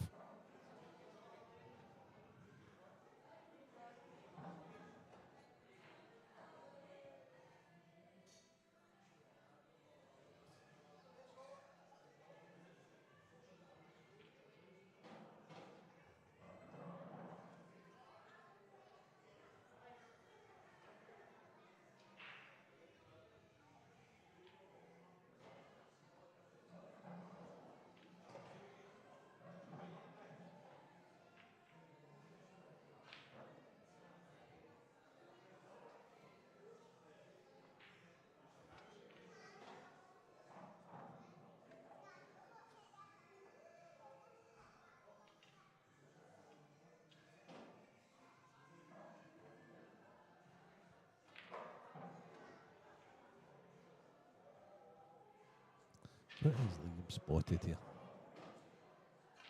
I'm so out of the loop at this game just now, I'm not even seeing the right shots anymore. Was it an open table? That's how out the loop I am. Unbelievable, Jeff. Well, there we go. I'm saying put the yellow into the red, it's still an open table.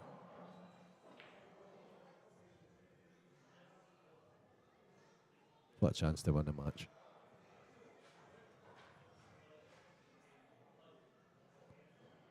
It's just how you get upstairs, and if the red's available in top left and top right, that's the connector, that's the connection. How do you up to that to win the 8? Because I think the 8's available into both centre pockets. Or maybe this is where he uses his cleverness. Yep. He just comes off this, checks if I'm in behind the yellow.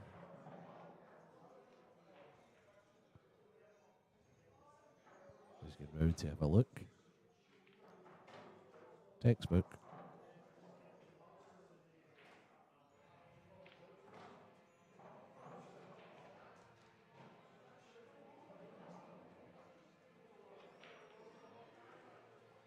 Yeah, pretty solid. That is the I'm going to finish it next time shot.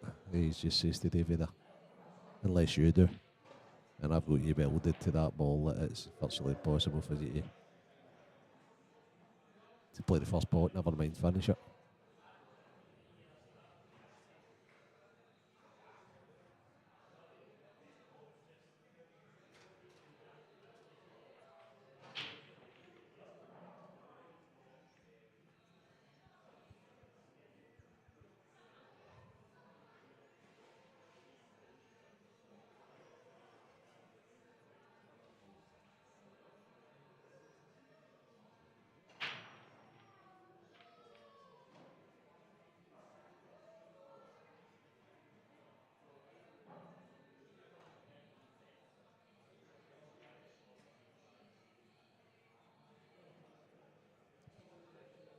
Madman's 49-8, that's an understatement.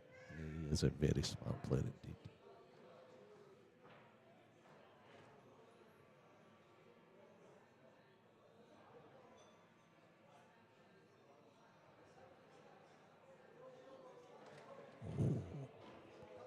I think Davey's going to try and get this yellow inside the red that's closest to the right corner bag.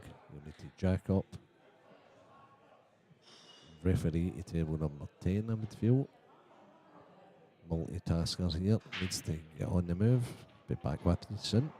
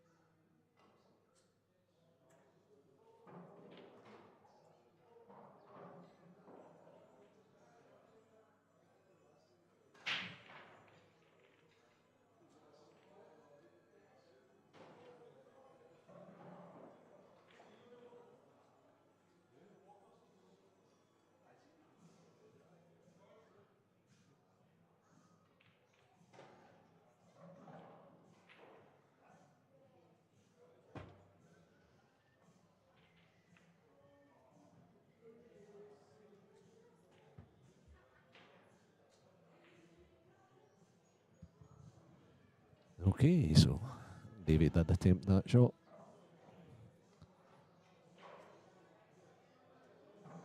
Liam's got a good chance now. He's opening. Starter pot's not the easiest.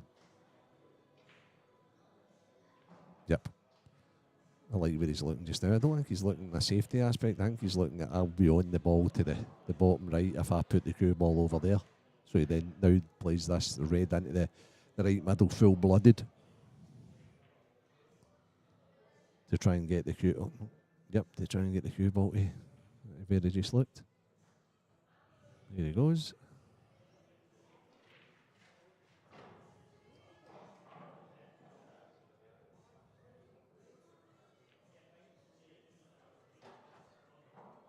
That's very good. Very good.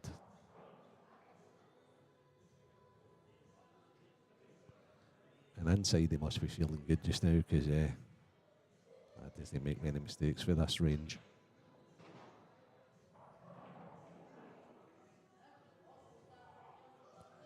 Very smart shot he played.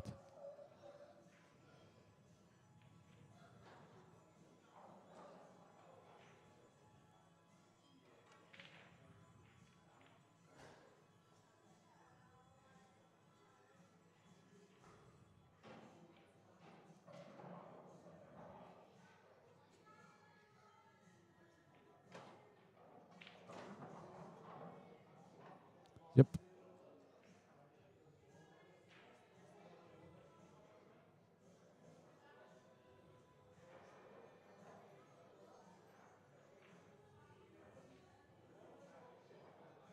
So the decision here is whether he takes the red into the middle last or first. It's either bottom left, bottom right, angle in the left middle, and black in the left middle, and that's what he's deciding to do. Or he could have meant middle, bottom left, bottom right. So there's one positional shot to be played, and the positional shot's right now. Because if you give it, and what you don't want to do here is probably be straight. You want to give yourself angle. So when you're potting the red, that your actually fight's natural path is going to the right hand side. And that's what he's pretty much looking at just now.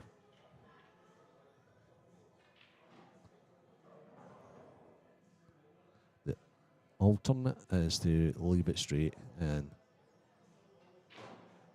put the left straight. The left, the last ball into the left middle and go forward, but that closes the window on you somewhat. Yeah. Okay. So I think you'll see the red and the black going into the same bag here. I think they'll just stun at the side. And barring an absolute calamity, we have the dream final of Liam Dunster and Mr. Magic Mark Boyle.